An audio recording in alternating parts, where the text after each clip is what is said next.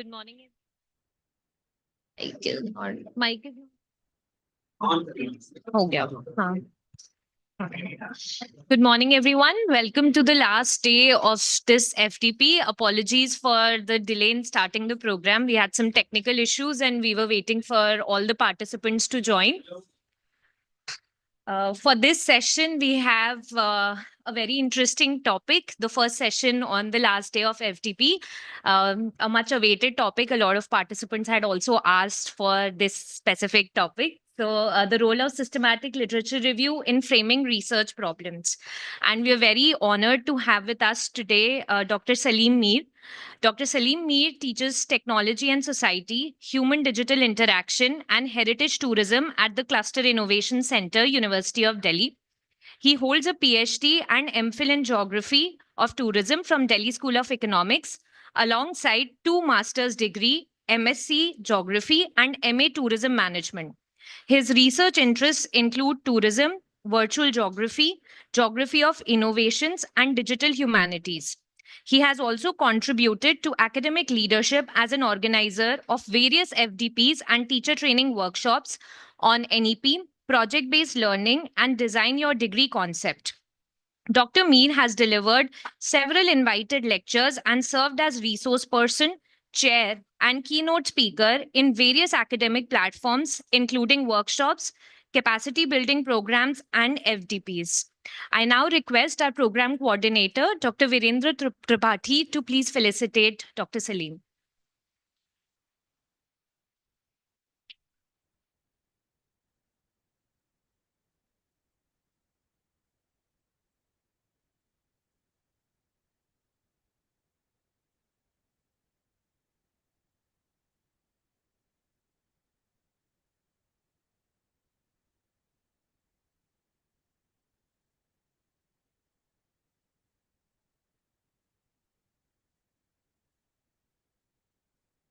Thank you, sir. I now invite Dr. Salim to give his lecture.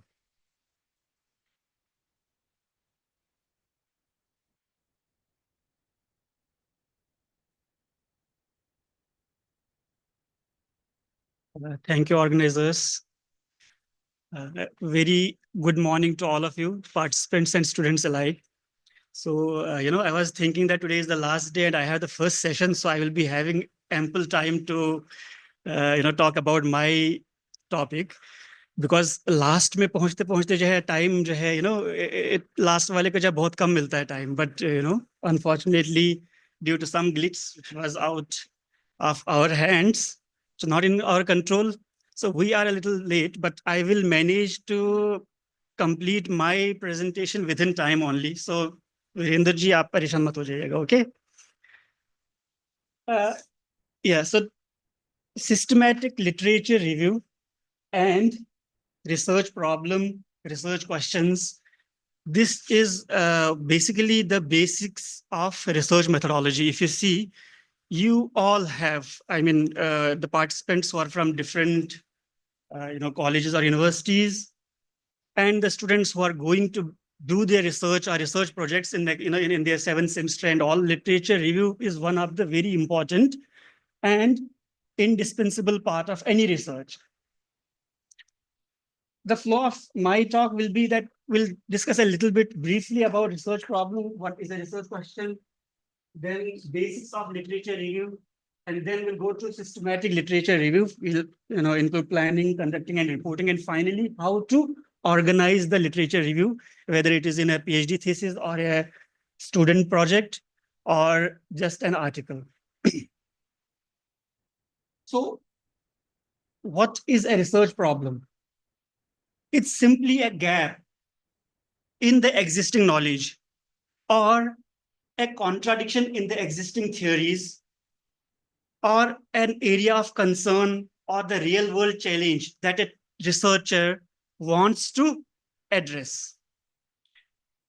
And research problem is the foundation of any research project, whether it is a master's research project or PhD or postdoc or any other project that a particular person is undertaking. it guides your methods. What kind of methods are you going to use? Methodology, the data collection, sample size, sampling techniques, and even interpretation of your results. And it defines the central focus of research. What you're going to do in your research depends upon the research problem that you have framed. For example, I'm going to give this example, the hypothetical example मैंने लिया है. If we want to explore the impact of climate change on tourism. So this is a research problem that I have conceived, or that is my interest, or I have found a gap in the previous literature, or it's just an area of concern because tourism is changing because of the change in climate. So I am thinking of a research problem, and that problem is the impact of climate change on tourism. So this problem has arisen from the gaps in the existing literature, from the contradictions, or it can be real world challenge, or it can be my area of interest. Simply my area of interest. I am interested in something, doing something. I can I can frame a research problem. Its role in research methodology is basically it derives the whole research process from defining your research questions, choosing the appropriate methods, as I told you earlier. It guides the research methods. It provides a framework for your research. Then what is a research question? So we have talked about that impact of climate change on tourism. It's a broad topic. Research question is a specific focus inquiry जो research problem से हमारा उभर के आता है. ये questions जो a researcher asks and aims to answer through his or her research. And this provides the direction and focus of your research. Example, there can be many questions, more than one questions. I have, in my presentation, there are more than one questions related to the same research problem that I had raised. Here, example is specific question is, how is climate change impacting tourist visitation patterns to major hill stations in India? So we have zeroed in on now hill stations of India and the change in tourism patterns. So impact of climate change on tourism was a broad topic, and research question is a specific and a focused inquiry. It has to be specific. It has to be clearly stated. No vague or broad questions. It should be researchable, that anyone who wants to research on this question should be able to do that, replicate that. And it has to be relevant and important, and it should be the original. So if someone has already done some research on this, why do you need to do research on the same topic again? So it has to be original, it has to be your own idea, or it has to be a gap in research that has not been addressed yet. So the research problem and research questions are interconnected, with the research problem being a broader issue, simply a broader issue or a gap in knowledge, and research question is a specific focused inquiry that aims to solve a particular problem. पता नहीं ये वाला slide नहीं आता इसमें. I mean, so थोड़ा सा different format में है. So basics of literature review. Yes, so now we are coming to the second part, basics of literature review. What is literature? A literature is simply a body of existing knowledge on a specific topic. We are talking about impact of climate change on tourism. That's a particular topic. Uske related जितने भी research articles हैं, books हैं, book chapters हैं, thesis और dissertations हैं, conference papers हैं, reports हैं, documents हैं, policy documents, newspapers, even paintings, poems, films, oral stories, or simply the credible online sources. That is the body of existing knowledge on that particular topic. जो भी related to that topic होगा, that is our literature. And usually we talk about the authenticity of literature. So whether it is published or not published, and in which journal, okay, and then its index, Scopus index, and impact factor, and all. Teachers know, students may not be knowing yet, but you will come to know about all these terms when you are talking about the authenticity of literature. Now we have different types of literature, so we can have papers that are related to theoretical, that are related to exploring the theories or models and conceptual frameworks.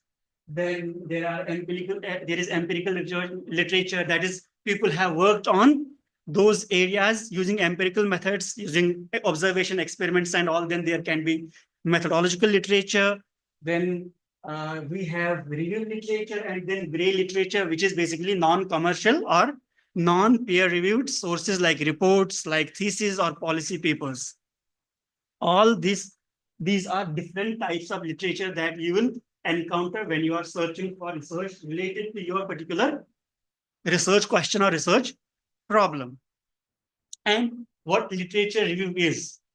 Literature review is the method to search, then find and critically study and analyze that existing research, existing papers or thesis or whatever scholarly works you come across on that particular topic that you have started working on as your research problem, to provide summary of your current knowledge. What is in that particular domain, what knowledge is there, you make a summary of that knowledge and highlight the debates that other authors have talked about to gain new insights. So you cannot go to research on a particular topic without knowing what is happening in the existing literature. You gain a new insight into that. Maybe someone has already discussed what you want to discuss, or someone has already, talked about that.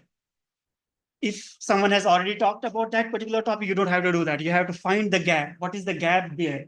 And then how do you find that gap? You synthesize the previous literature, you synthesize previous works that you have come across. And why do we need to have this literature review or read other people's work?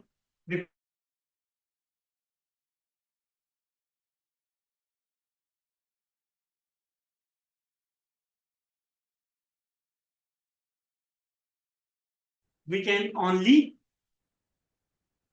bring out of the literature survey. And it's just not the summary of articles, but it is an organized discussion about that particular topic, that research, a problem that you have started. And it's not just a background study. It basically is the foundation of your research. So foundation of research is your research or literature review. And importance, so we already know about how it is important. You justify your topic, you just have the rationale or reason for choosing a particular topic, you develop a conceptual framework and all. So these are the questions that this literature review basically addresses. So I will not go through these questions and all. I will share with you this presentation so you can see, because we have lack of time here. So I will just continue. I will skip a lot of slides. I will have to skip a lot of slides, but trust me, it won't be that affecting your overall knowledge of this. So how a good literature should be? Good literature review should be concise. It should be on that topic only. You cannot just read a topic पे काम कर रहे हैं तो ABC कोई और topic पे भी उसका भी literature ले लिया. No, you have to be concise. You have to be clarity of आपने कैसे अपना data collect किया. By data here we mean the articles and other scholarly works related to your topic. Then it has to be critical. You have to be rigorous in your literature reviews. You have to do the critical reflection and critical analysis of those of those studies. Then your argument that you are making should be convincing, and it should contribute to the body of knowledge or your discipline. उसमें contribution कुछ तो होना चाहिए आपके literature review का. We have different types of literature review: traditional or narrative review.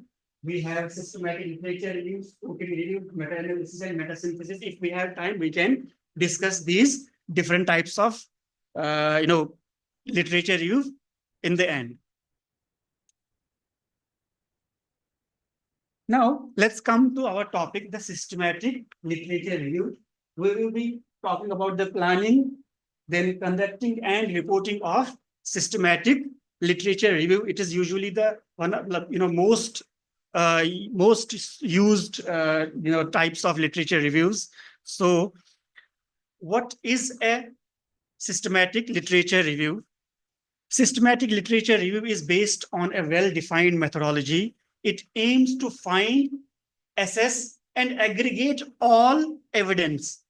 All evidence means all the articles, all the scholarly works that are related to your topic, and it is repeatable and auditable. So your systematic literature review is repeatable. Someone else can use the same methods and repeat the process, like the experiments that you do experiments in your in your college or in your labs, and then someone else can repeat that experiment. Similarly, this literature, systematic literature review is repeatable, unlike the traditional literature review.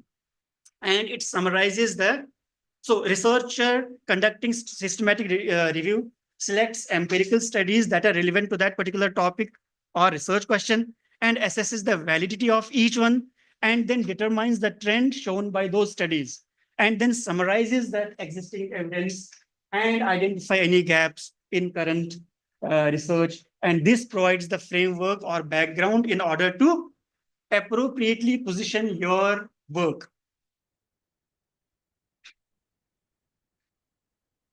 Now, planning the systematic literature review. We have to identify the need for a review. We have to see how we are going to address those questions that we have raised, and we have to develop a review protocol. Need for a systematic review. So you have a research question, you have a specific research question, and you want to address that. That's the need.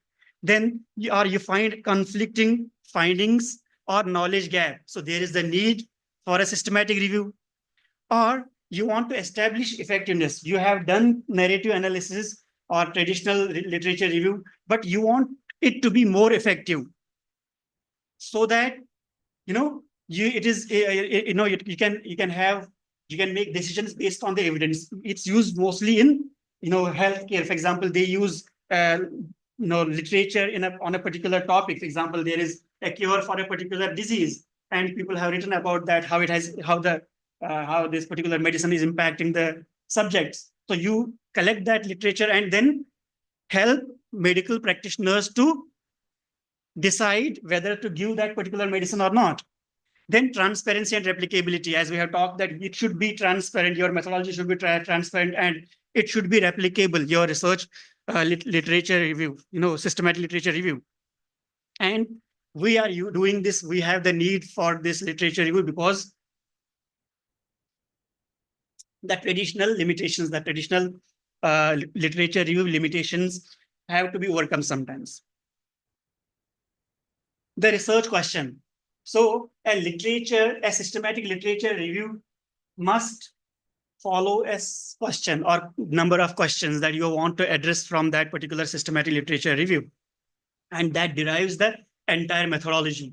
What kind of methods and what kind of data collection, sampling, or what kind of tools are you going to use? That depends upon your questions. So the research process that you are using here, it must identify those primary studies that address your research question. As we talked earlier, that it has to be specific, your question related to your research question. All the literature should have to be related to that. Then the data extraction process, you extract data from your studies, from the studies that you have collected. So they must address the answer, or they must address your question. They must be giving the answer to that particular question that you have raised. And the data analysis process must synthesize the data from different researches, from different articles, in a way that your questions are answered. So the research problem that we raised, we can have more than, you can have n number of questions. The 4 questions that I have, these are hypothetical questions. How is climate change affecting the seasonal pattern of tourists? जो हमने पहले भी कहा था. What are the perceptions and adaptive responses of stakeholders? To what extent has glacial retreat and reduced snowfall impacted adventure and winter tourism in Indian Himalayan region? What is the spatial relationship between climate-induced hazards and tourism infrastructure in Indian Himalayan region? So these are the questions, and your literature that you are going to search and find has to be related to all these 4 questions, and it should be able to address the questions that you have raised. The synthesis should be able to answer the questions that you have raised. Now, this is very important for systematic literature review, that you have to develop a review protocol. What review protocol is? It's a detailed plan that specifies the methodology that will be used to undertake a specific systematic review. Whatever topic you have decided, you have to make a plan, and that plan is called the review protocol. The key elements for this protocol are that the background, the rationale, and the objectives of the study, the research questions that your review is intending to answer, the search strategy.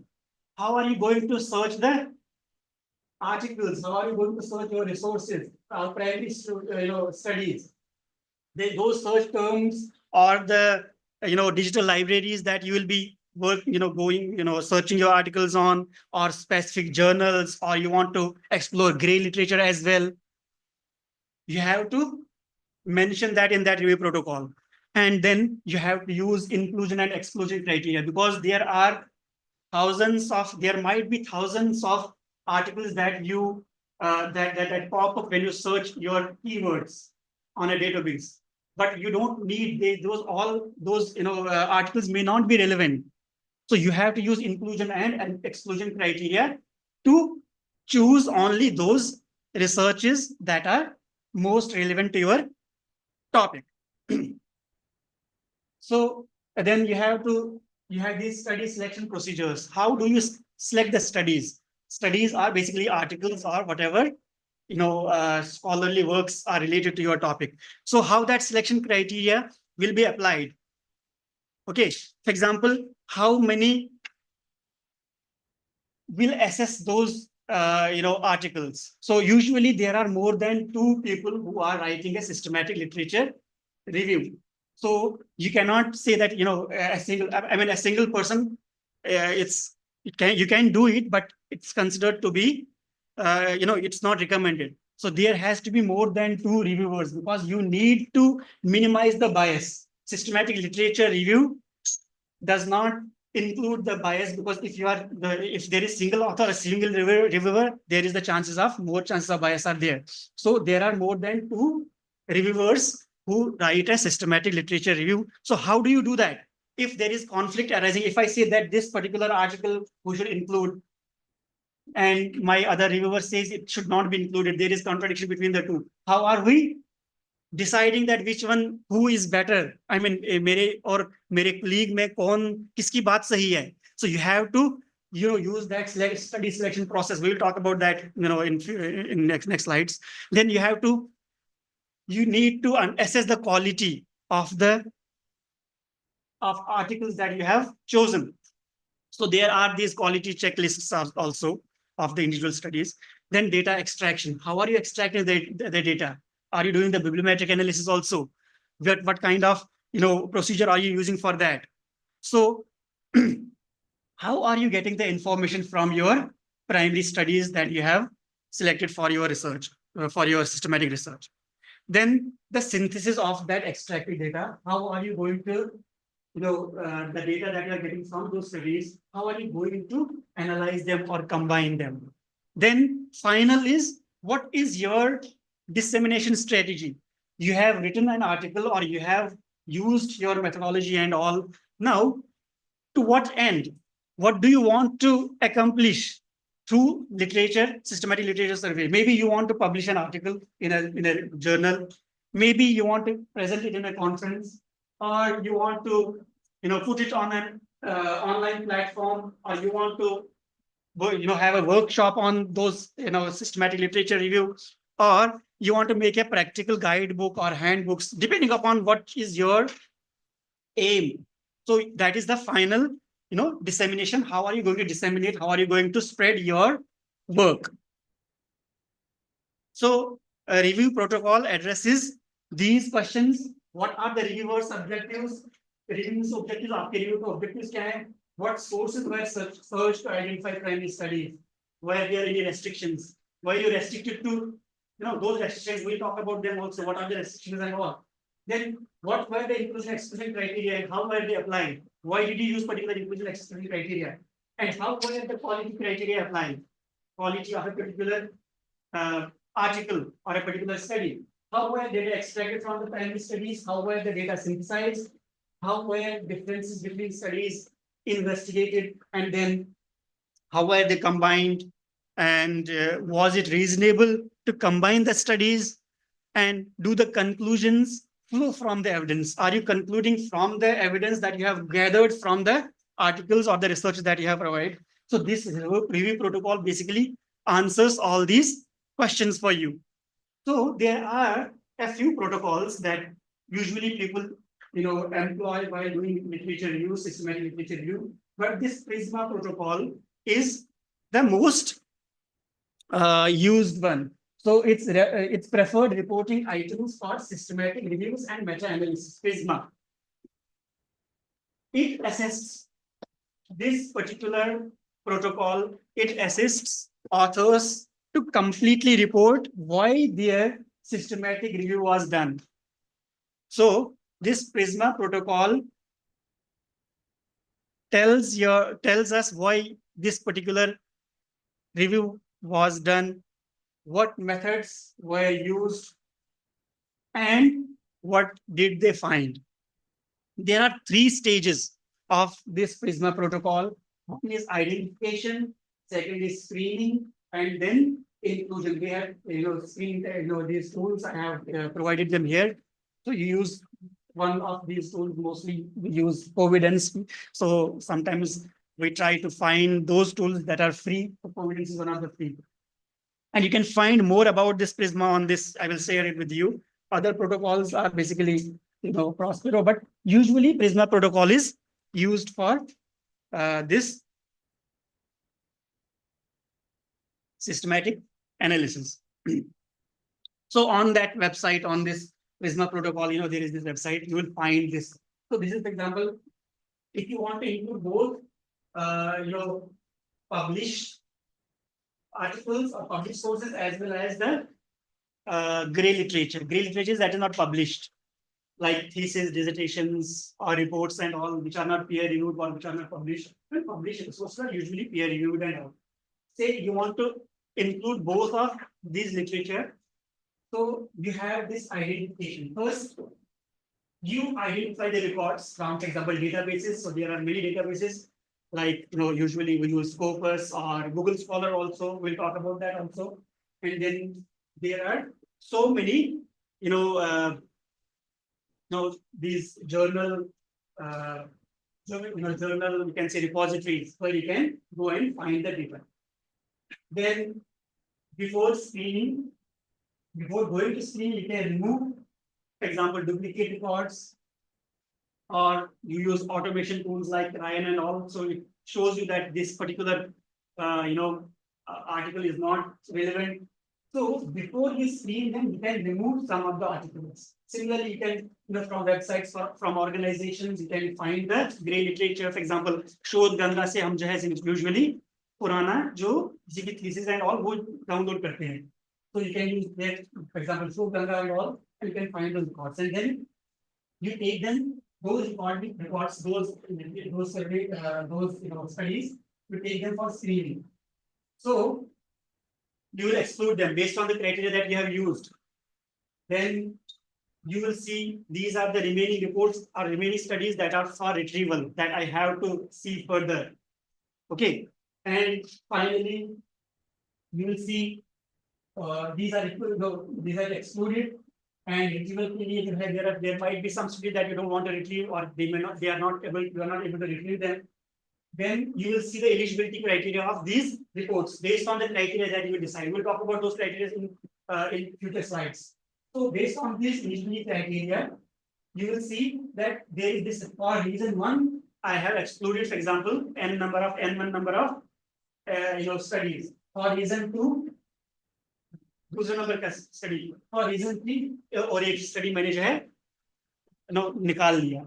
So ये निकालने के बाद you have then included many studies include key that may be depending upon number of studies. It will be 10, 15, 20, 100 depending upon कितना भी आपके research area research question से related हैं। Similarly reports में भी जो भी आगे सेम प्रोसीजर करना है, and then you will have total included reports in that. So I have shown there this example of one rural tourism का systematic literature review on definitions and challenges. How these people have, for example, use this Prisma for including or for selecting the data. Say initial search में, so what they search, the database is Science Direct, Scopus, Web of Science, Sage, Pamadol, Procus, and total 6,224. Out of these, जो filter apply किया था, 350 were excluded, and out of these duplications we use करके, ये सब use करके, then there are for screen only 237 out of 6,224. After filters applied, only 358 remain. After duplications are removed, you have only 237, and you excluded some records based on your reasons. Then there are 218 full text articles that you have found. उसमें से भी आपने exclude किया कितना 103 because of the research question that we have to address. Then eligible studies कितनी है? Eligibility क्या रही? Only 115, and 115 में you added some additional records जो आपने reference list से जो है identify की। कई बार क्या करते हैं हम लोग कि हमारे पास अगर एक आर्टिकल मिल गया तो उसमें हम जो है उसने कहाँ से रेफरेंसेस लिए हैं, we find those articles, and उसको किसने साइट किया है फ्यूचर वाला, तो we find those articles. So you do this backward and forward search of from a particular article. So from that we have identified some more 10. So 125 total articles were used for this particular study. So from 6,224 you have included only 125. So that is why you need this protocol, this Prisma protocol, so that you are able to show what you used, what methods, what criteria you used to include your research. So clear till then, till now? Now let's come to conducting the systematic literature review. So अभी तो आपने क्या किया, you planned it. Okay, मेरा Prisma protocol ये है, इस तरीके से मुझे plan करना है. I will use this research questions, मेरा research problem ये है. And now what you have to do is you have to do the real work. You have to conduct the literature survey. इसमें identification of research, selection of research means यही आपका जितने भी articles and all, and then selection of those criteria, then selection of those studies, and then study quality assessment, and then data extraction, and finally data synthesis. So identification of research, आप search strategy आपको जो है identify पहले वो करना पड़ेगा, generate करना पड़ेगा. So आप कितने topics हैं जो related to your topic है, क्या keywords हैं जो आप use करोगे, okay? और आप जो है उन कीवर्ड्स को यूज करके तो पहले ट्रायल करोगे, आपको किस तरीके से जो है वो मिलता है. तो कई बार you have to use different keywords for the same. For example किसी ने जो है टूरिज्म के लिए विजिटर दिखा दिया, आपने अगर सिर्फ टूरिज्म यूज किया तो वो विजिटर वाले आर्टिकल्स नहीं मिलेंगे आपको. So you have to kind of do some trial also कि अपना जो है कौन कौन सा रिसर्च मुझे चाहिए, because since systematic literature review includes all the research that are related to that particular topic, you cannot leave any research. So you have to be thorough when you do that. So जो already known है आपके, for example आपको आप उससे related आप हो सकता है आपने 10 आर्टिकल आपने पहले डाउनलोड कर दिए थे एंड उससे रिलेटेड आपने पढ़ लिए थे, और उन आर्टिकल्स को देखने के बाद आप देखोगे कि ओके ये मुझे आर्टिकल को सर्च करने के लिए अपना कीवर्ड्स करने पड़ेंगे. Then you can also consult an expert in that particular field कि मैं इस पे काम करना चाहता हूं, तो what should be my criteria of selecting the sources. For example, you are from economics, you don't know about tourism, but tourism is an economic activity and you want to include tourism also, for example informal economy or whatever. So you have to consult a tourism expert who will tell you that visitor is also used for tourism. tourism is used for tourism. You know, there are some other terms like excursion. You know, all these terms are used for the same. They show us the same thing. So you have to use those terms also. Then usually what we do is, अगर results हम क्या सोचते हैं कि positive results are good results. So जब भी हमें positive result दिखता है, we find कि okay ये result है, I should use that only. So जो मेरा research topic है दिमाग में है, अगर उसके against किसी research ने निकाला तो मेरा bias हो जाएगा कि हाँ मेरा भी तो रिसर्च यही कहता था कि ये पॉजिटिव यहाँ पे रिलेशन है या पॉजिटिव आउटकम होना चाहिए. तो नेगेटिव कई बार हम बायस करते हैं, बट ये पॉजिटिव एंड नेगेटिव रिजल्ट जो है ये रिसर्चर के व्यू पॉइंट पे डिपेंड करता है. कई बार जो हम नेगेटिव रिजल्ट्स को मानते हैं कि भाई these are important for me, so you have to publication bias को जो है आपको दूर रखना है. कई बार ऐसा भी हो सकता है कि एक अच्छा आर्टिकल जो है किसी खराब जर्नल में जो है पब्लिश किया गया है और एक खराब आर्टिकल जो है किसी बहुत अच्छे जर्नल में भी पब्लिश हो सकता है. हमने जो है कोविड के टाइम पे देख लिया है कि किस तरीके से जो है आपके मतलब कोई भी आर्टिकल आपने जो है भेजा होता तो वो जो है एक्सेप्ट हो जाता था उस टाइम पे. But no this can also be there. Then grey literature को स्कैन करना है आपको. देन आपका conference proceedings also you have to see the conference proceedings. Sometimes there are good articles, sometimes there are sometimes it takes time for a publication to come out. You have written an article now, it can take 2 years also for getting it published because you want to get it published in a very good journal, but you already have submitted it or presented it in a conference, so it is there in a conference proceeding, so you don't want to lose that also. You can include that particular article also, so you have to see that whether you want to go for conference proceedings also. And you use this bibliographic management. ये अपने आप में एक topic है. I hope कि आप लोगों को यहाँ पे रिसर्च मेथोडोलॉजी में ये शायद मतलब मिला हो ये टॉपिक है, how we use the reference managers and all, how to document your whatever researches you are, whether you are doing a research or you are writing an article. So you need these reference managers like Mendeley. I use Mendeley for my research, or Zotero, and then EndNote reference manager. There are many other reference managers that you have to see, and they help you in identifying researches in managing your research and all. And अगर आपने एक particular database ही लिया है, you should know that no one database covers all the literature of your topic. किसी भी topic में, when I was doing, I got this opportunity to write a literature review on geographical research in 2012. So first I thought, okay, I should go only for the geographical journals because उसी में तो tourism से related था वो literature review survey करना था उसका. So I thought I should go only for tourism journal. I must tell you, most of the researches that geographers had, published, they were in non-tourism journals. So you cannot just go only for one database. For example, if you are working on tourism, someone can have written a tourism, article, for example, on medical tourism, on wellness tourism, or on health tourism in a health journal. And if you leave PubMed for that, maybe that particular article is available there and it is related to your, because you are working on, say, about, how climate change is impacting the tourism visitation. So since tourism is used for the well-being, for the health purposes also, maybe some doctors or some people have used this particular, made this particular article and published in a PubMed journal.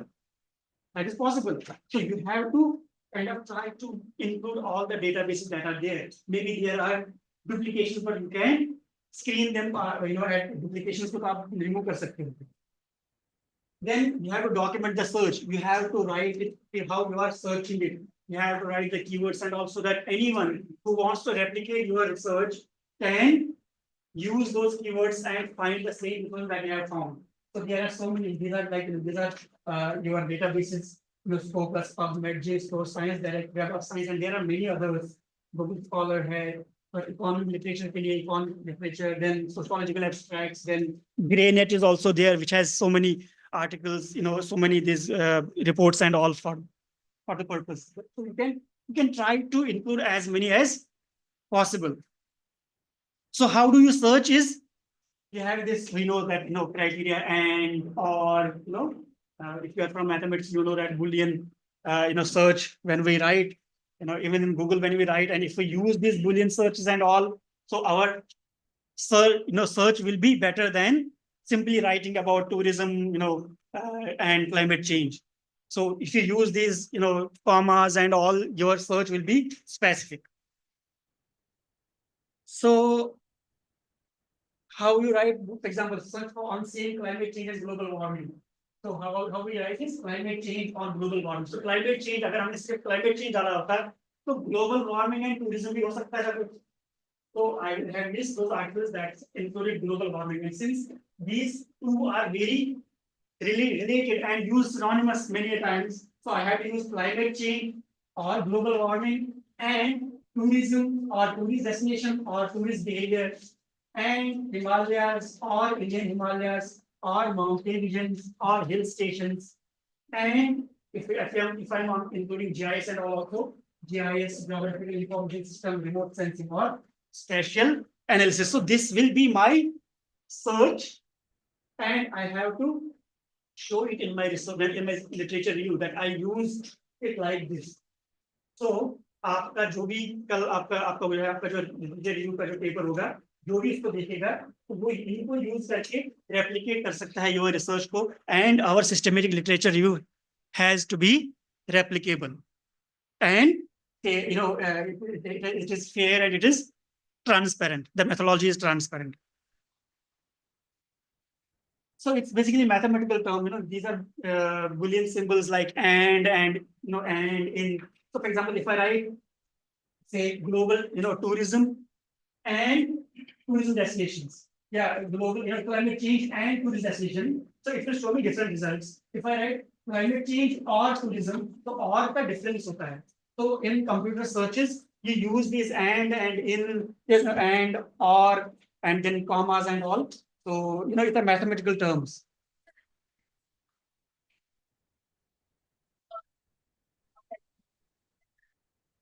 And it's here.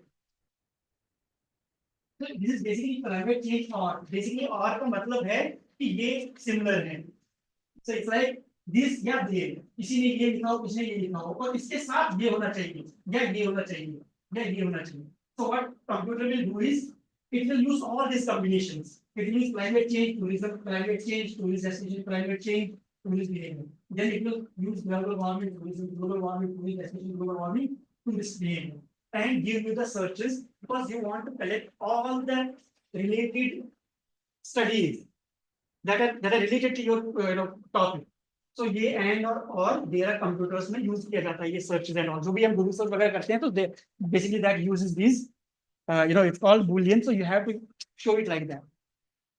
We will discuss about it, if we have time later on. Then study selection, as we talked, so include कौन सा करना है. For example, मुझे जो है, मैं तो Himalaya reason पे काम कर रहा हूँ, और वो भी इंडियन हिमालय रीजन पे. मुझे पाकिस्तान हिमालय रीजन पे नहीं करना है, मुझे नेपाल का नहीं करना है. So I have to include only those studies that are conducted in Himalayan region. So these criteria can be anything that you decide.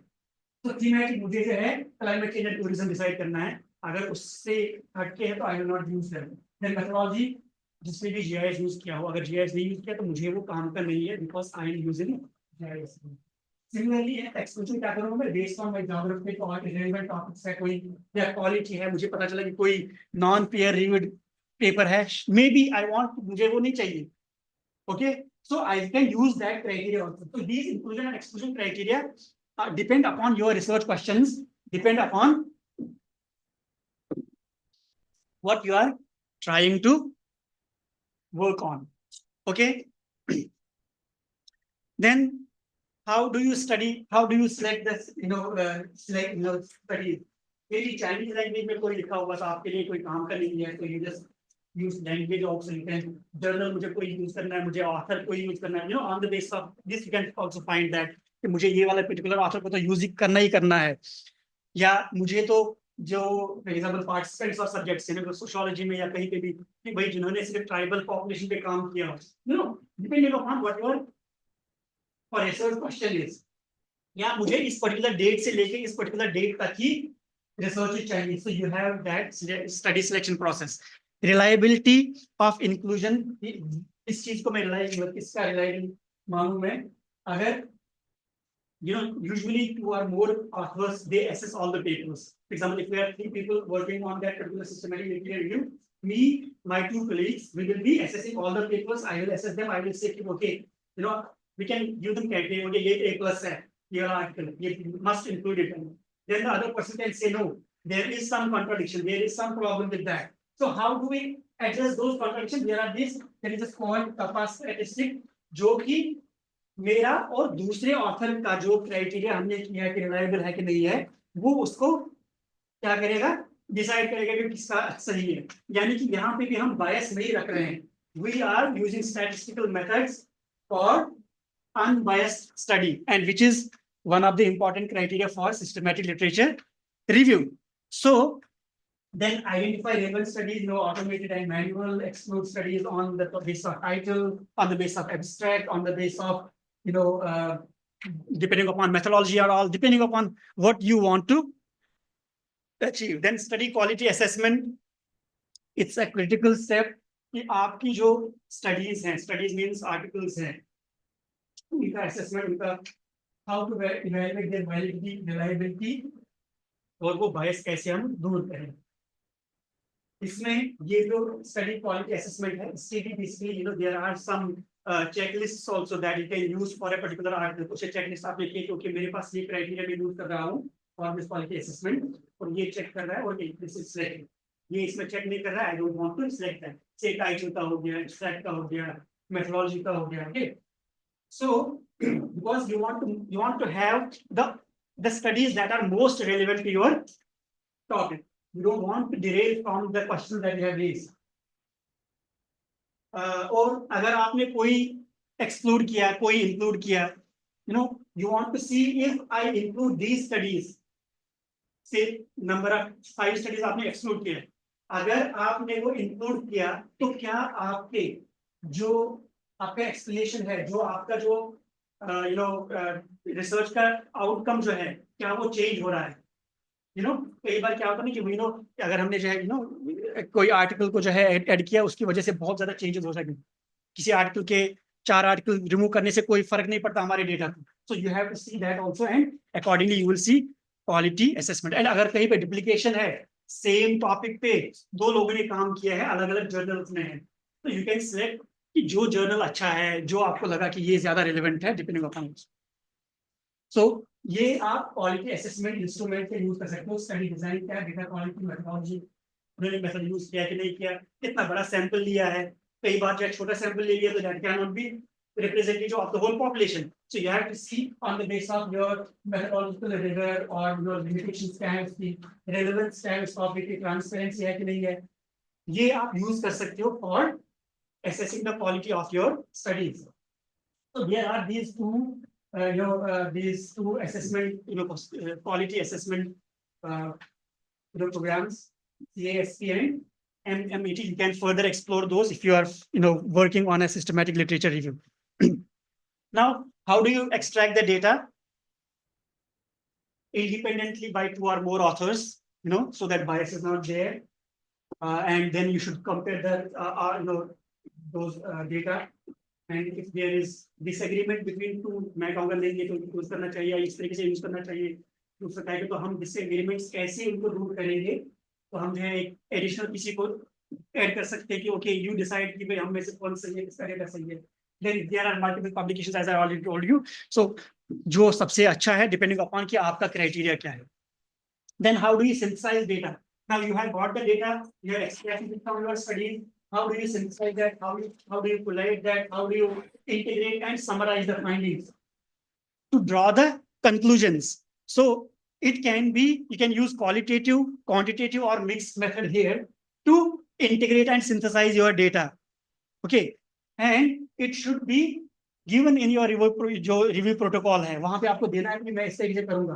तो qualitative में what do you do is you organize studies thematically. आपको जो है 5 themes मिले अपने tourism and climate change के papers में, and you organize them according to those themes. Then you compare methods, किसने कौन सा method किया use, you see patterns, you highlight them, you see contradictions and gaps. And usually this is used for heterogeneous data. When your data is heterogeneous, it is not, it's a little variable from study to study. Then we have quantitative analysis, जिसको meta-analysis कई बार कहते हैं. So you use statistical data. For example, papers जिन्होंने statistical data use किया है, you take that data and you use it not in tabular form, in graphical form and all, sample size, correlations. You use all that data and from different studies and use it in your research, in your systematic research, and bring out conclusions from many studies, say 100 or 25 or 150. So you use charts and tables and all for representation of that. Then there are mixed methods. You combine narrative synthesis or quantitative analysis. For example, kitne counts, for example, 18 में से 12 studies ने snowfall decline in Himalayan destinations दिखाया है. ये भी एक data हो गया. क्वालिटेटिव है, बट क्वांटिटेटिव आपने इसलिए यूज किया कि 50 में से 30 जो है ये इस पे काम कर रहे हैं, इस पे दिखा रहे हैं. That means there is more emphasis on that particular area. So ये क्वालिटेटिव एंड क्वांटिटेटिव को यूज करके, so you use all these thematic maps. Also, if you are using GIS and all, you can use tables and matrices and Prisma and all. Then you do sensitivity analysis. I will be a little थोड़ा सा जल्दी करेंगे अब. Then reporting, हालांकि हमारा almost खत्म हो गया, but there are some slides that I want you to see. So reporting the systematic review. Now, you, as we already discussed about that, journal को target करके आप करना चाहते हो, आप conference में proceed, मतलब आप conference में जाना चाहते हो, आप एक technical report तैयार करना चाहते हो गवर्नमेंट के लिए, आप जो है PhD कर रहे हो और आपका section of thesis है वहां पे रखना चाहते हो. So you're depending upon कि आप जो है किस तरीके से रखोगे, आप इस हिसाब से फॉर्मेट करोगे अपने. तो अगर आपका जो है जर्नल और कॉन्फ्रेंस में करना है तो आप उसको कॉन्फ्रेंस और जर्नल फॉर्मेट में रखोगे. अगर आपको थीसिस में रखना है एक सेक्शन, है ना, आप उसको उस थीसिस में एक चैप्टर या एक सेक्शन रख सकते हो. अगर आपको टेक्निकल रिपोर्ट गवर्नमेंट के लिए बनानी है तो you accordingly use it, use the format of their. So some problems associated with this. So clear and manageable होना चाहिए, कोई ज्यादा ब्रॉड नहीं होना चाहिए, ज्यादा नैरो भी नहीं होना चाहिए अपने क्वेश्चंस. सर्च स्ट्रेटजी जो है वो कॉम्प्लेक्स है कई बार. तो जो हमने ऑटोमेटिक किया, मैनुअल सर्च किया, तो हमने जो डिजिटल लाइब्रेरी सिलेक्ट की, तो क्या वो डिजिटल लाइब्रेरीज जो है हमने कुछ छोटा तो नहीं हमारे से, या डिजिटल लाइब्रेरीज जो है they use different different interfaces and sometimes different boolean for different for their searches. तो उसमें भी कई बार ऐसा हो सकता है कि हमारी सर्च जो है सही नहीं हुई हो. And then we have automatic searches जो है they may overlap, same paper may be found in different digital libraries, but that's okay, we can. So these are some problems with the systematic literature review. And then there is the problem that there is restricted access. We don't have full access to full articles, all the texts, and if you don't have all the texts, then your systematic literature review is off. It will be biased. So there is this data heterogeneity, which different methods use कर लिए और same results निकाले. How to kind of use that in your analysis. Then there can be inclusion exclusion bias, हमने हो सकता कर दिया हो. And then qualitative quality assessment जो है वो challenge है for diverse, for different population, for different studies and all. इसके disadvantages ज्यादा नहीं है, but just बहुत ज्यादा time ले लेता है systematic literature review, and you need to be at least 3 people there, and it's rigorous. So इसमें थोड़ा सा वो है how to organize your literature review, especially for students here who are going to do their research projects and all. So it's a difficult task sometimes. When we were doing research and all, उस time पे तो ये सब नहीं था, online platforms and all. So हमारे पास वो cards होते थे जिसपे हम लिखते थे, बट अभी हमारे पास बहुत सारे टूल्स हैं, तो you can use those, Mendeley or Zotero. I have been using those and teaching my students those two. They are very good for, students can, we teach them to our first year students only. So you can also, kind of, go for these Mendeley and Zotero. They are freely available. So, organizing your research makes your writing simpler. You can use, there is this synthesis matrix or review matrix that you should use. Let me show that. For example, this is say my actual research from my actual research, the landscape as a tourism resource of Kashmir Valley.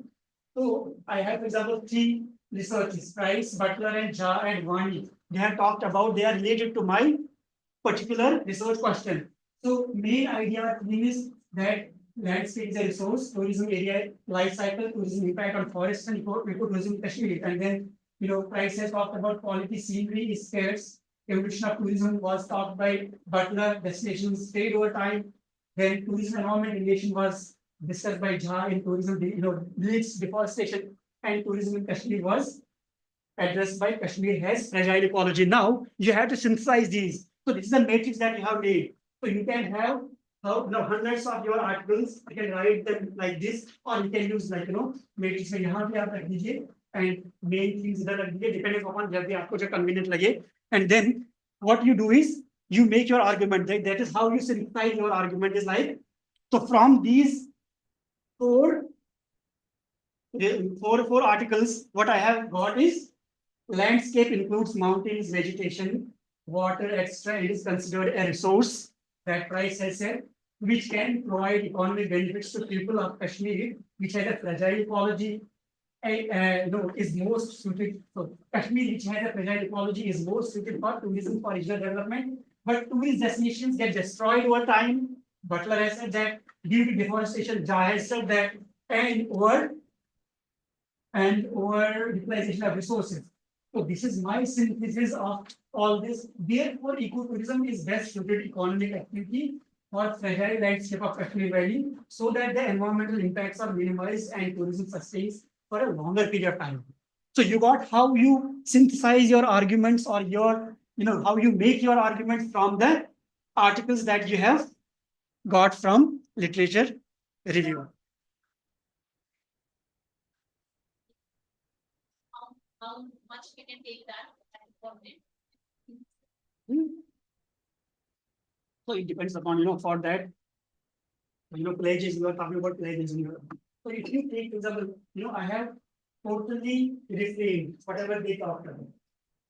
So it is totally refrained. So there is no plagiarism. But if I write, for example, say ecotourism is best suited to economic activity for fragile landscape of Kashmir. If someone has written that, then maybe so I have to use quotes so that I acknowledge that this is not my statement. This is a statement that someone else has given.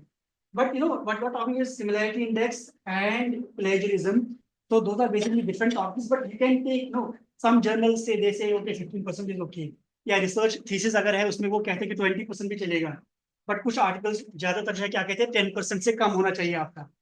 तो जब आपने article लिख दिया उसके बाद आप जो है उसको प्लेजिज्म चेक करिए कहीं से भी, and when you see that more than ये percent है, then you go to that particular line and reframe that again, and then do this plagiarism test again. So before submitting article to any journal, you can do that kind of process so that you minimize your literature. So recently, day before yesterday, मेरा एक article वापस आ गया, उन्होंने कहा कि इसमें प्लेजिज्म हमारा जिसमें चेक उसमें नहीं है, जबकि मैंने अपना 10% से कम कर दिया था. So they must have used some other criteria. I don't know. Now I have to see कि what happened to that. What kind of what they must be giving this like कि आपने कौन से वाला उन्होंने कौन सा वाला use किया है. So sometimes different plagiarism softwares can give different results. So depending upon yes. Yes. Give an index citation in that case. So what kind of content? So that's plagiarism. That's not fair, man. Because this is not that I got from the empirical study. एक होता है कि मैं जाके जो है tourist से पूछूंगा, मैं कश्मीर जाके वहाँ पे जो है स्टडी करूंगा, empirical study, I do a questionnaire, I got these answers and all. Then I use that और मुझे ये पता चला. These people have already. So I synthesized. I took those arguments and combined them. You are getting synthesis of your literature. So I made the argument based on their researches. They have used the empirical methods. So I cannot say that this is mera hai. I have to give their citations. So if I don't give citations, this is, even if plagiarism doesn't show it, it is unfair. It's like ethically, it's not right for me to do. can take on this timeline by giving it next idea. Like, You can take as much as is relevant to your talk. So sometimes, for example, if say you are working on a, like for example, we are working on a paper or systematic literature review only, it's about circular economies. तो circular economy पे जो है बहुत कम in India बहुत काम हुआ है. It's hardly there are any researches on that. So what we have to do, we have to rely on only those 3-4 research that are really relevant for that. So we may take a large section of that. But अगर मेरे पास 15-20 होते, so I could have taken only a small portion of from that. So you are not taking the portion, you are basically relating your question, research question, you are taking the relevant parts from there. And अगर किसी ने आपके question को already address किया हुआ, then you don't have to do that. Because वो तो already address हुआ है ना. So fragility and ecotourism कर लिया था किसी ने already, पर कश्मीर पे नहीं किया था और landscape पे नहीं किया था. That's why I use those arguments to synthesize my own argument, to answer my own question, whether tourism, ecotourism is best suited for that or not. So for that particular question or argument, I took these 4 researches. Okay, so how you can structure your literature, you know, chronologically, depending upon you know, if you are historically, if you see कि भाई कोई change हो रहा है किसी particular area में और उसमें जो है इस time पे chronologically you can write your literature review. Thematically ज्यादातर भाई हम यही यूज करते हैं कि we take different themes from the studies and all, और methodologically किसने कौन सा experiment method यूज किया, कोई कौन से methods यूज किए, and you know, on that basis, and that depends upon your subject and the nature of your research. So final takeaways. So again, it is a repetition of that. Thank you. I think yes, only 10 minutes late. So this is open for discussion or questions if we have time. If we don't have time, then okay, yes. So now we can discuss. the last Yes. slide was Yes. So research problem to have. So we understand what is research problem. We understand what is research question, and you cannot frame a research question, or you cannot refine your research questions, or you cannot have a good research if you don't do literature survey. And literature survey, I said that we can come back to, you know, different types of surveys. So if we have, if we are using systematic literature review, we have to be thorough.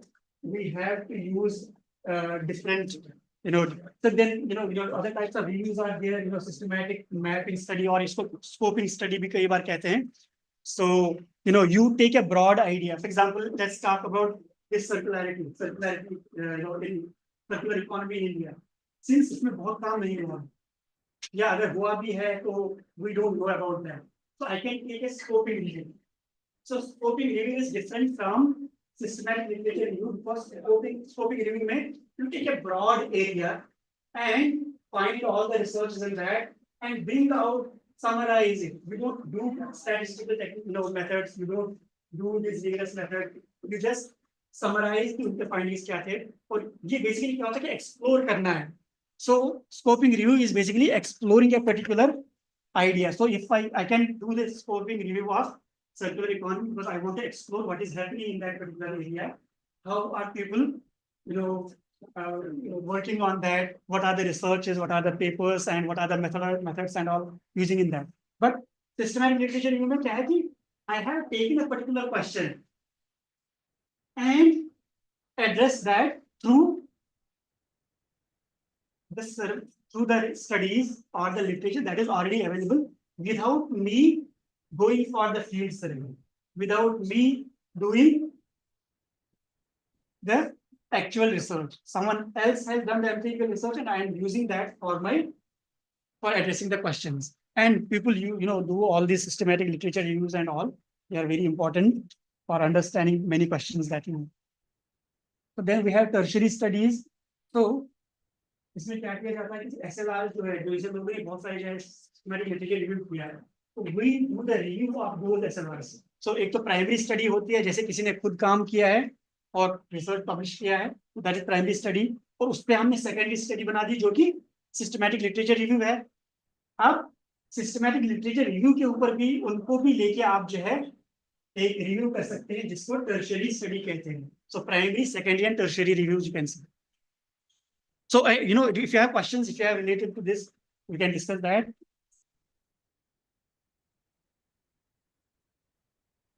Anything that you found ki, okay, we need to. Huh? नहीं, Prisma एक basically आपका, it's a protocol, it's a framework. It's like, जो screening है आपका, searching है, then screening है, and then finally you are, including or excluding the study.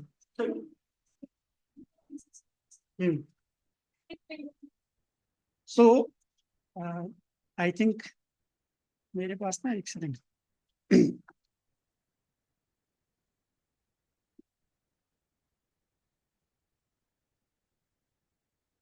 So this is.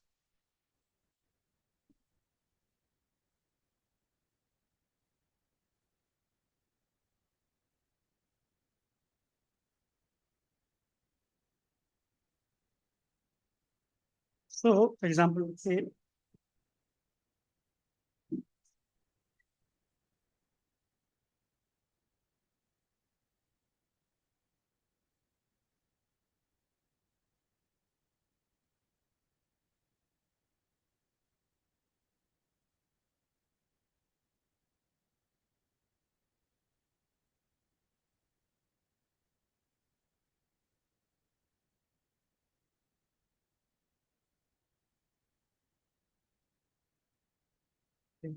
So there is this study, example, one of our students, he wanted to understand the indigenous knowledge and water conservation practices in South Africa. Now, South Africa to jaan hi sakta hai, he is working in this department of African studies, Delhi mein, DU mein. So what they did is, then first the research gap, you have to show that research gap. So if you want to do a literature survey, systematic literature survey, so these are the, how you write the introduction and, these are the introduction part, and then you have to find the research gap and you have to show the novelty of your research. Why are you doing it? अगर किसी ने किया, अगर इसकी जरूरत ही नहीं है, तो you have to show the novelty and all. And then methodology में, for example, Prisma screening. Okay.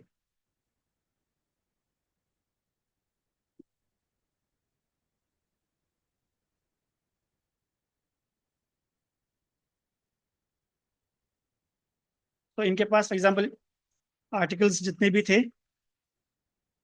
identification में,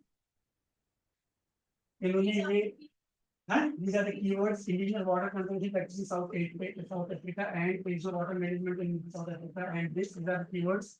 And before screening, they had duplicate removed और 52 जो है ineligible. तो tool जो आप use करते हो, that will show you.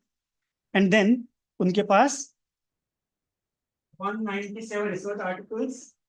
This is 22. Then after screening, step 2 में screening आपको करना है आपके अपने सारे जितने भी आपके पास researches हैं. So how many you screen? 219. उसमें से 72 exclude किया based on the criteria that you have decided. Then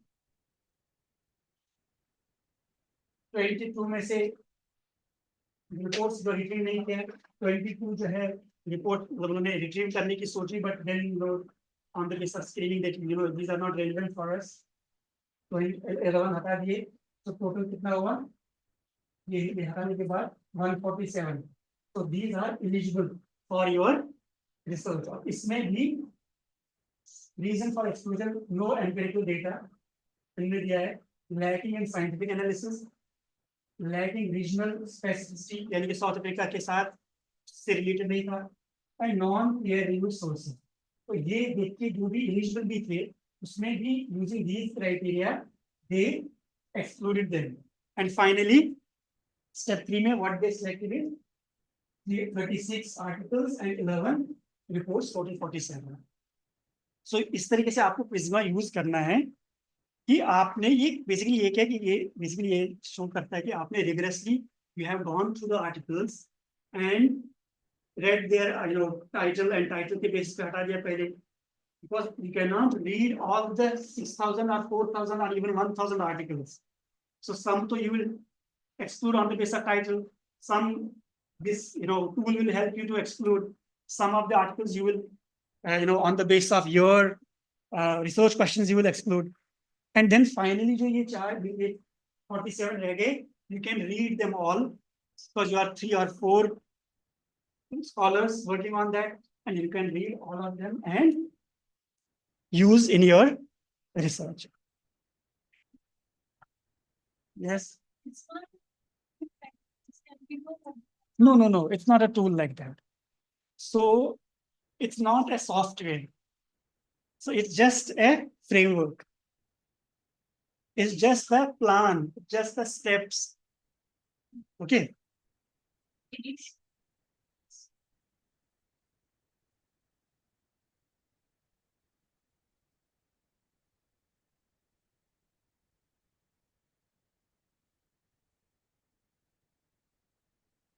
So, these researches, the systematic literature review and all, for people like who are working and all, many times we don't get time to collect the primary data and all, isn't it? So this is a very important, uh, for people like us to work on something and get published without doing the, empirical research. It's based on all the whole of the systematic literature review. It's a literature review basically. So it's based on secondary sources. Basically, the sources that you can find online or in libraries. And unko hi jo hai, you analyze them depending जो भी हमने discuss किया जिसको. Yes, any other question or any other query? Thank you. Yeah? Yes. I have already shared with Dr. Virender, so he can. Virender ji, इनको आप PPT दे दीजिएगा. And if you have any questions and all, you can just ask me.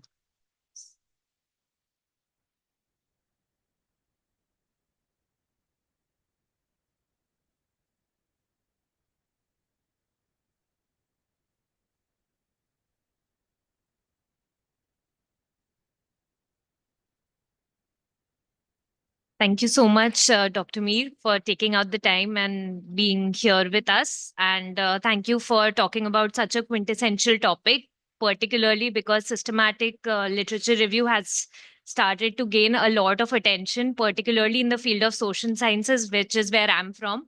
So it's relatively new, and it was truly very enriching to hear about it, particularly from an Indian scholar, because very few people in India have worked on this in social sciences. At least we have a lot of YouTube channels from professors in US talking about systematic literature review, but this was very, very useful. So thank you, sir. Thank you for taking out the time. We'll begin with the next session in 5 minutes. It's 11:45. So by 11:50, we'll begin with the next session. I request you all to be on time and be here. Our speaker is already here. Our speaker has already arrived. Thank you. Shamir,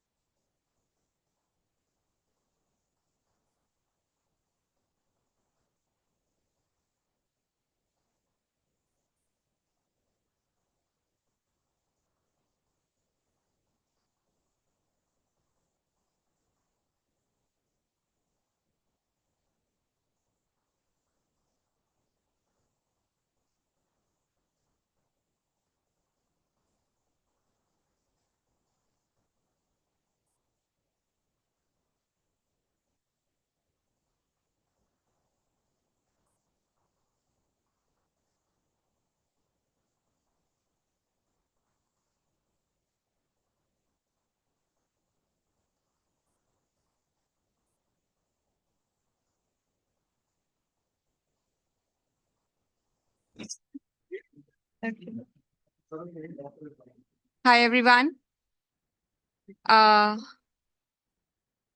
May I please request some silence? Okay, this is one of the last sessions of the 1 week journey we have been going through. So welcome once again. And we are very pleased to welcome Ms. Shobhna Sinha. Ms. Sinha is associated with Department of History at Bharati College, University of Delhi. And more than a decade, around 15 years of experience, she brings a wealth of knowledge in historical studies, particularly focusing on community identity and religious movements in medieval Indian history. Ms. Sinha has actively contributed to academic discourse through her publications in various journals and has been involved in organizing workshops aimed at enhancing research skills and amongst faculty and scholars. In today's session, which is titled as Fieldwork Basics for Social Science Research, ma'am will share her insights on designing and conducting effective fieldwork, emphasizing ethical considerations, data collection techniques, and most importantly, importance of reflexivity in social science research. So please join me in welcoming ma'am. And I request Dr. Baby to kindly present ma'am with a book as a token of her gratitude. This is a new tradition which a principal Professor Asal Singh has started.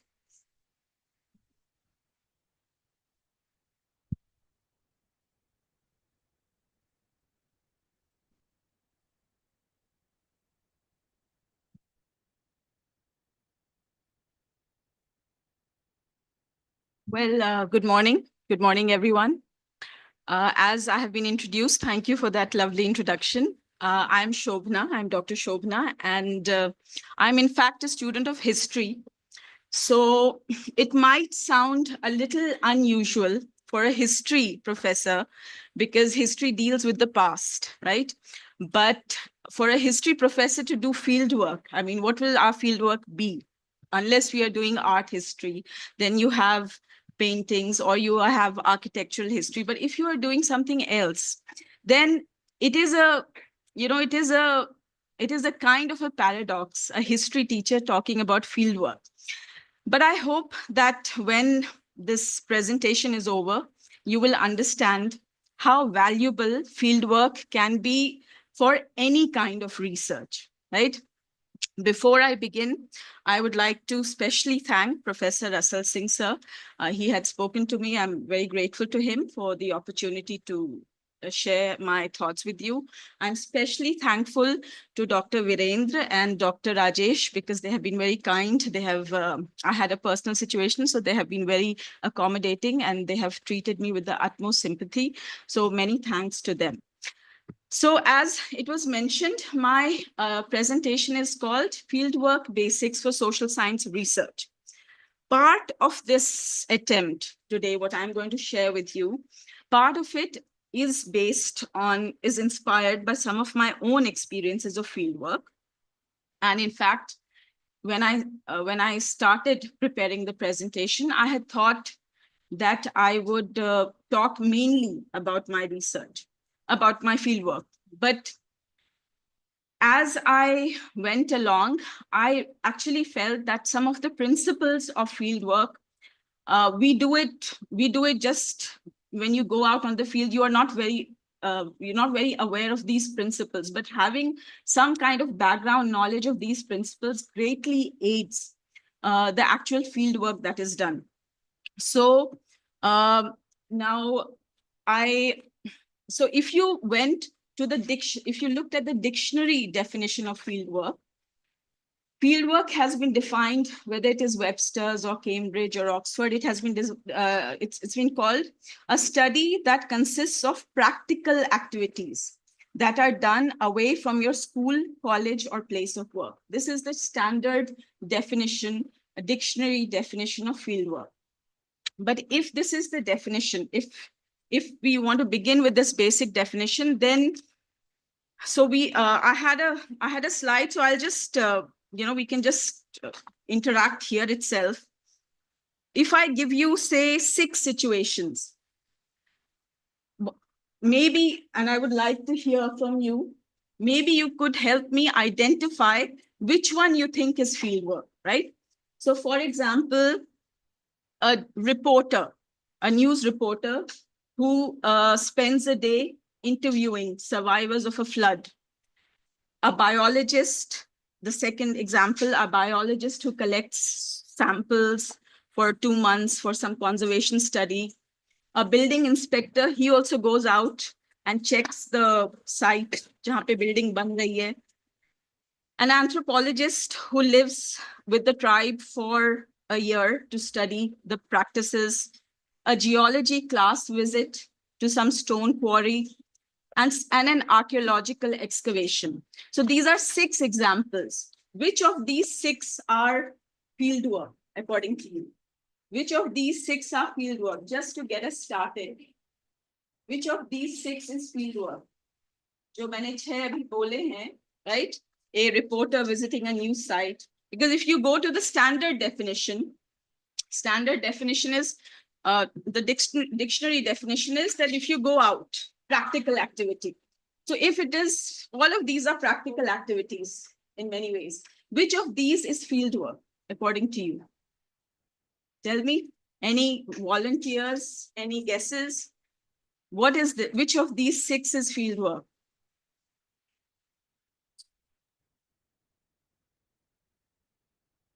Waiting. Thoda, any guesses? You can, I mean, of course, I'll talk, but before I talk, which of these is a I'll repeat it. So I know if we had it, it would have been better. A reporter spends a day, right? Interviewing survivors at some flood site or something. A biologist goes and studies some species for 2 months. A building inspector visits the construction site for some work. Anthropologist studies for a year.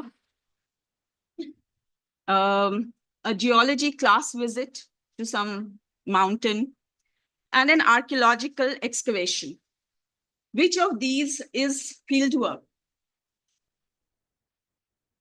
I think the biologist and the geological class. Okay. Anyone wants to? All of them are being. Yeah. So this is not a googly kind of question. It is not all of them. So I'm not trying to confuse you. It is not actually all of them. So this is what I'm trying to point out, the uniqueness of fieldwork, how we define, at least for research practices, how we define fieldwork. Because Joe, that journalist I mentioned, that is really a journalistic visit, literally, right? The second one, of course, he's going there, he's there for 2 months, 3 months, the biologist.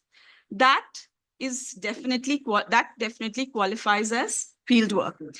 When you talk about this inspector, this on-site inspection, now you see this, the purpose of his visit. Here, the problem is the purpose of his visit. It is not to collect data. It is to check, to assess the suitability of the building or whatever. So here the purpose differentiates it. The anthropologist who is studying for 1 year definitely is fieldwork. A geology class visit, that is a field trip, really. You know, we will call it a field trip, not really fieldwork. And finally, the archaeological excavation definitely is also fieldwork, right? So my point, why I asked about this, is basically to point out the uniqueness, or rather the distinctiveness of fieldwork, right? A journalist, for example, he wants to write a timely story. The researcher is seeking to generate and analyze data. So there's that difference. A journalist is there for maybe 2 weeks, whatever, not more, usually not more than that, right? Journalists are governed by whenever they are, but they are governed by media ethics, right? They also have some, unka bhi regulatory body hota hai. So they are actually governed by media ethics, but researchers are governed by a different set of ethics. Usually those which have been designed by, in universities, you have institutional review boards.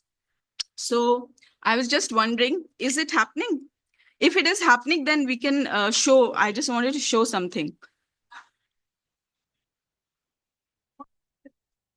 archaeologist and the archaeologist, why is one not a field work and why is the other one? Because the archaeologist is actually, an archaeologist and a dig is not a 2 week or 3 week activity usually. So what happens usually, because I am also from history, so this I can, speak with authority. आपके उसमें हो नहीं pen drive नहीं मैंने आपको WhatsApp किया था. So a dig, what happens is you go because when you have to dig, you have to be careful of the weather conditions. So you have a very limited period of digging. So you go, you collect some specimens, then you go back when the weather improves again. You go back, then you again go back. It is a sustained, it is a usually, sometimes you have excavations which are very, revealing or just very radical. But usually what happens, mostly what archaeologists do is that they have to go back. So if I, like Rakhi Gadi is it's a Harappan site, which is very near. And I have been going to that site as well. So now in some months, like I think it stopped last month or something, the excavation has been stopped. Now I will again go back when it resumes again. So it is a long-term sustained engagement with the site. It is not a short-term engagement. So that is primarily the difference. And also there is a difference also between a journalistic story and the kind of data that is generated in archaeological digs, right? But more than that, I think the reality is that because it is a much more sustained engagement with the site, for that reason, we would differentiate it, right? Okay. So now, so field work, therefore, now, so ultimately coming to the question, therefore, what is field work? We do consider fieldwork as a cornerstone, fundamental to social science research. And primarily fieldwork basically means research involving the collection of direct data from natural, real-world settings outside controlled environments, right? Fieldwork is literally going to the field. These environments are not controlled. So that is a very basic definition of fieldwork. But along with data collection, it is also about understanding. It is also about understanding the lived experiences. And therefore, it provides rich contextual data that quantitative methods might miss. I did not do this. I did not begin with this because I think you are in the last day of your FDP. So I'm sure you would have been introduced to, what is qualitative analysis, what is quantitative analysis, those kind of discussions, that kind of categorization, I'm sure you have already done. And fieldwork, we are here treating it because we are treating it in the context of social science research. So we are treating it as a qualitative research methodology, right? So now when I say that it is a qualitative research methodology, however, the uniqueness of fieldwork is also that it can yield both qualitative data and quantitative data, right? Sometimes, the examples will definitely make it clear. And I'm sure probably all of you know the key disciplines which use fieldwork. Anthropology is, of course, one of the main disciplines in which fieldwork is very useful, but also sociology, also economics, archaeology, gender studies, cultural studies, education research, all of these use not only these kind of disciplines, but also government policy. That also extensively relies on fieldwork to achieve some of its policy decisions, right? So I hope so far you are following what I've been saying. We can try to make it a little more interactive. You can respond also. Okay.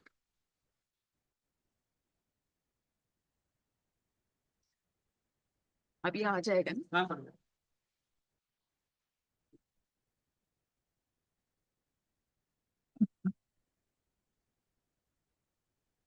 if you have any questions and all, it's easier that you ask now only, because I don't think we'll be getting time.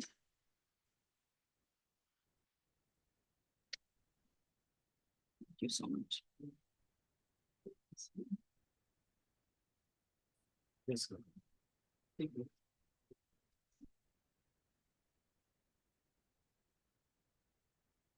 So this is the activity that we had discussed, right? And this is what I was talking about.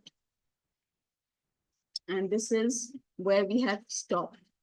Now, before I go forward with what is exactly fieldwork, this is a very important aspect. What the Institutional Research Board or the Ethics Review Boards ensure ethical review of research studies, and they're especially important in situations where researchers interact with vulnerable populations. So usually universities, before you are undertaking any kind of fieldwork, try to get this done. Like I have shared, like these are two examples of the websites where these portals are there, where the Institutional Review Board, Research Board portals are there, where you apply and then it is processed. And this is the DU form, where the participant informed consent is taken. So what I mean here, you see, usually fieldwork involves interacting with different demographics, and some of them can be very vulnerable also. So that we are able to protect them, so that no harm is done. Because if you, when you read this form, what is written in it is precisely this, that no harm will be done, they will remain anonymous, etc., etc. These kind of rules are created, and both of them, both the person who is being interviewed or whatever, the interviewee, he also has to sign and you also have to sign. But why I'm saying it is very important, it is technically meant to protect the person who is being interviewed, right? But as a matter of fact, it is actually more useful for the researcher. What I mean by that is for example, in my fieldwork, it didn't happen personally to me, but since I work on Vrindavan, and Vrindavan has a huge population of widows. Some of you may know that Vrindavan has a huge population of widows. Many abandoned widows often come to Vrindavan and just live there. Now, if you, a colleague of mine had actually interviewed, and because she had gone on a recce trip, she didn't really, she had not planned it so much. So she got the opportunity, she interviewed, and then when she finally published some of that data, some of the family members of some of those widows started filing cases against her, right? And as a matter of fact, I mean, they had abandoned the widows, but when it came out, when those articles came out, and there were references, even though they were anonymous and all of that, but nevertheless, when these families found out, they started putting pressure and they started legally, harassing my friend. And she had not actually thought of taking this kind of consent form, because you often don't. As a matter of fact, even I didn't, actually. But that is what I'm trying to say, that even though technically it is supposed to protect the person whom you are interviewing, and you know that you will not do anything wrong with them, so you think koi baat nahi, but actually it ends up protecting the researcher also. And when you don't do it, you can fall into these kind of problems, right? Now, so the most crucial, so now coming on to exactly how to do fieldwork. So the most crucial quality needed for fieldwork is an acute sense of observation. And what I mean, this is an example which I saw somewhere else. There was this anthropologist who was working with chimpanzees, right? And he used to, you understand chimpanzees, gorillas or chimpanzees. Now, when he used to invite his students, every session, his students would come. when those students would come and they would look at that interaction of the chimpanzees, what would they see? They would see just some monkeys literally either fighting or doing something like that, right? But this anthropologist therefore pointed out that after, say, 3 months or 4 months living with them, living there, observing those chimpanzees, he's able to determine that no, here some kind of a meeting is happening, some kind of negotiation is actually happening, something is happening. That kind of knowledge, that knowledge comes from a very acute sense of observations. As we say, a trained eye can see more, right? A trained eye, an untrained eye sees monkeys. A trained eye sees interaction between different animal populations. So that's why I'm saying that the fieldwork, the most important aspect of any fieldwork is this acute sense of observation. We have different ways of observing also. So structured observations are there. As you can read, one of the most classic examples of this is held to be the Flanders interaction analysis categories. This is a methodology. This classifies all verbal interactions in the classroom into 10 distinct categories. You can see. So, for example, you are in a classroom. You are examining. You are witnessing what is happening in the classroom. The teacher says, "Great answer." That means praises or encourages. So you will note 2. Then she says, "What else can you tell me?" Number 4 asks a question. Number 4. And like this, a matrix will be created and then patterns will emerge. So this is an example of a structured observation. Another example, very useful example. So this was the ICDS scheme. It was launched around 1975. And it is a flagship program of the government of India. And why it is useful for us is because it extensively uses fieldwork. One example, so when we are talking about structured observation, you have this kind of, this scheming, coding scheme. You also have checklists, right? So food distribution, number of children, etc., etc. And then this method ensures consistent data collection across multiple centers. So this data is then correlated, is organized, it is correlated, and then you can come up with new insights. So this is an example of, these are examples of structured observations. However, when we are talking about social science, we actually more often use a little bit of, or actually we use largely unstructured observations, right? This kind of coding and all of that is not really possible. So one of the chief ways in which one of the chief ways of this unstructured observation is what is called participant observation. Participant observation is a very legitimate, a very valid way of fieldwork or doing fieldwork.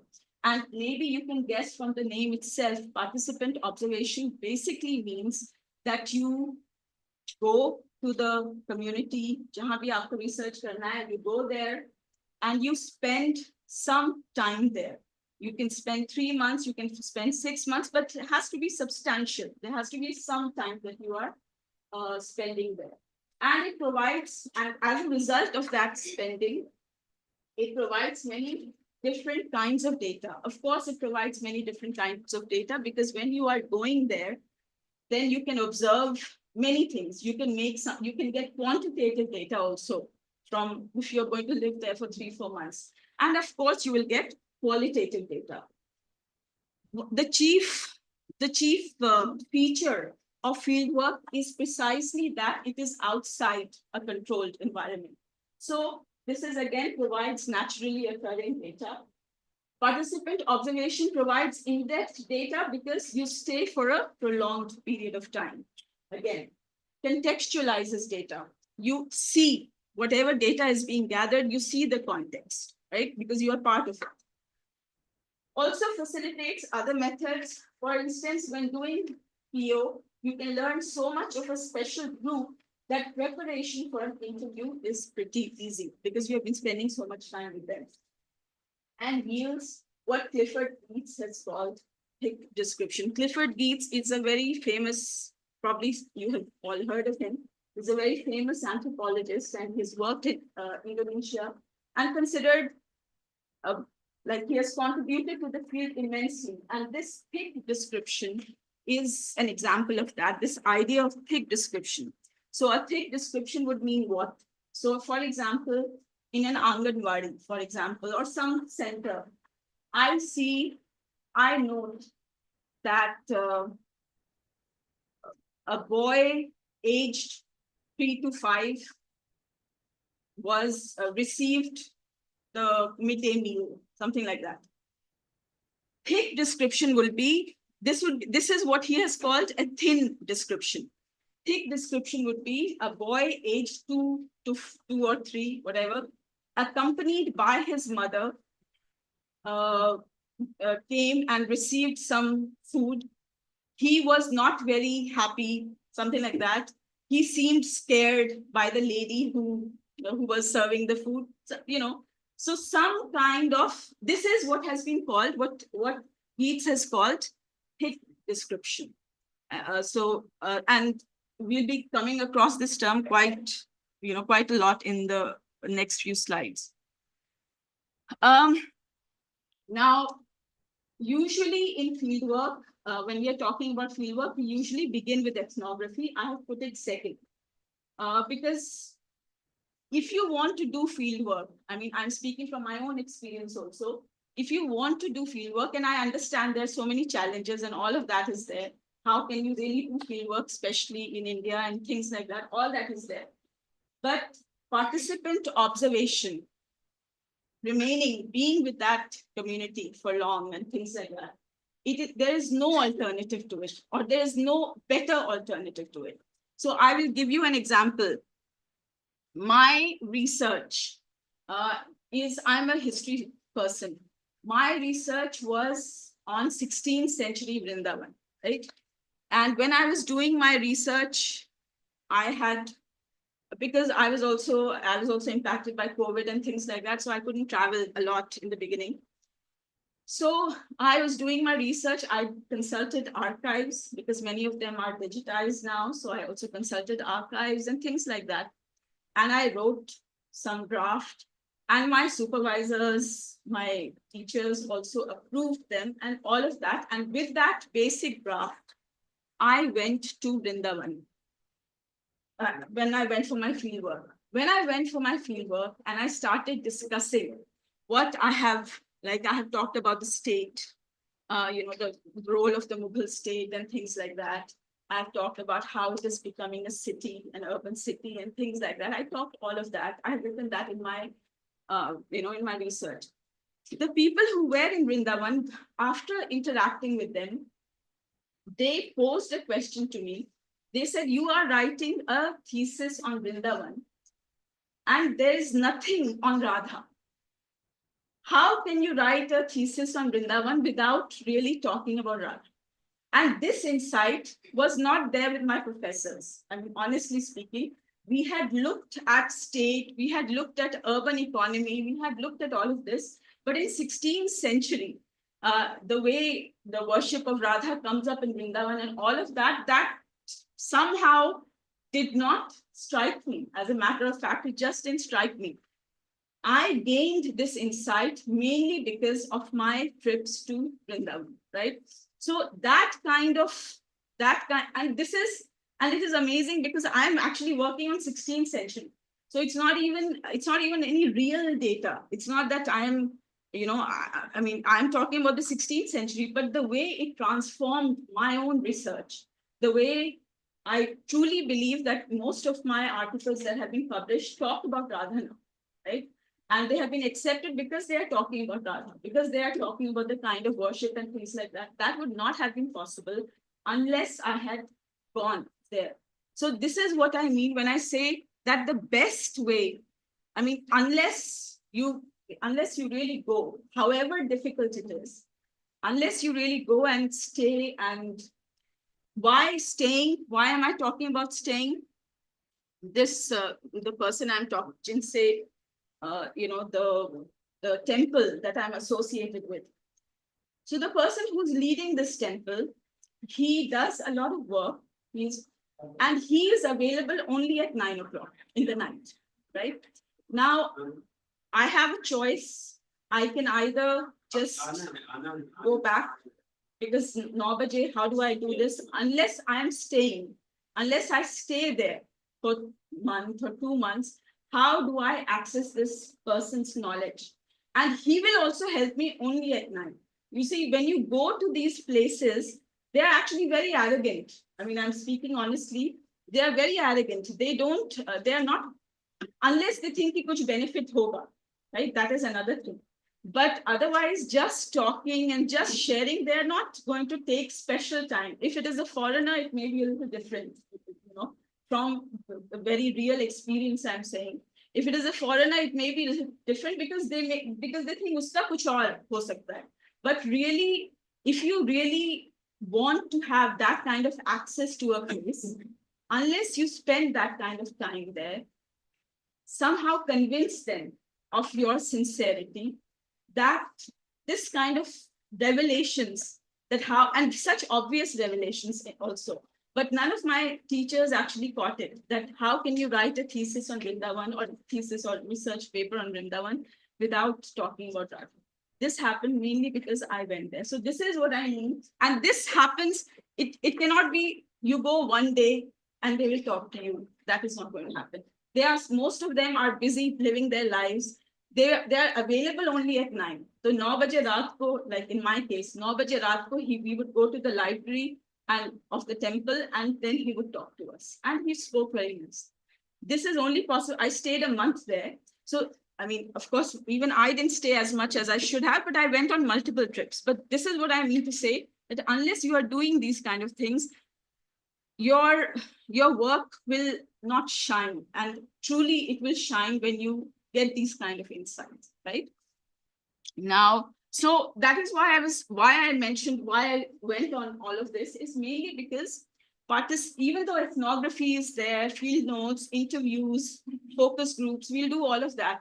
But if you really ask me, the best way to do field work, it is at least go stay for a month, stay for 2 months, at least do that. Without that, it doesn't have that kind of impact. Because clearly we cannot do this. Most of us cannot do this. Ethnography is a broader research methodology. And ethnography, when we are talking of ethnography, Malinowski is considered the father of ethnography. He spent 3 years, right? Unke saath ek, whatever, he was there at the time of the First World War. To wo nikal hi nahi pa rahe the. It was because of practical reasons that he could not leave that city or that place. And he stayed there for 3 years, and he did a lot of ethnographic work. 3 years is not really possible for most of us. That kind of immersion into research is probably not possible. It is ideal. It is the Malinowski, after his work, is hailed as the father of modern ethnography. So if you are able to do it, you will definitely do very good. You will do path-breaking work. Most of us are not able to do it, but definitely participant observation is something that most of us can afford to do, right? Again, the next thing, when you go for these field work, this template, this is the usual accepted template for taking field notes, right? And as you can see, these are all, usually you should have this. But even more interesting, more interesting than this is an excerpt of a field note. This is, so you can see date, location, group. This is literally someone who is there on field noting all of this. But look at this. This is also a field note. And I mean, it is amazing, right? But researchers do this. When you go, this is, if you look at the detail that this excerpt, in this excerpt that you can see, that person is literally standing there and making these notes, but it is amazing. But why I shared it here is that at least we know that others are doing it, right? even if we are not able to do it, at least we know that there are researchers who are doing this kind of intrepid, research work. And this is an example of a field note. I think, like the field note, these are usually, if you go out on field, when you make your notes, definitely include these. When you write a paper, when you publish a paper, if you include these kind of details, when you include excerpts from your field notes, and it has all these data, it is prime research material. Your research will be accepted anywhere, right? So definitely you should be using, and I just wanted to show that.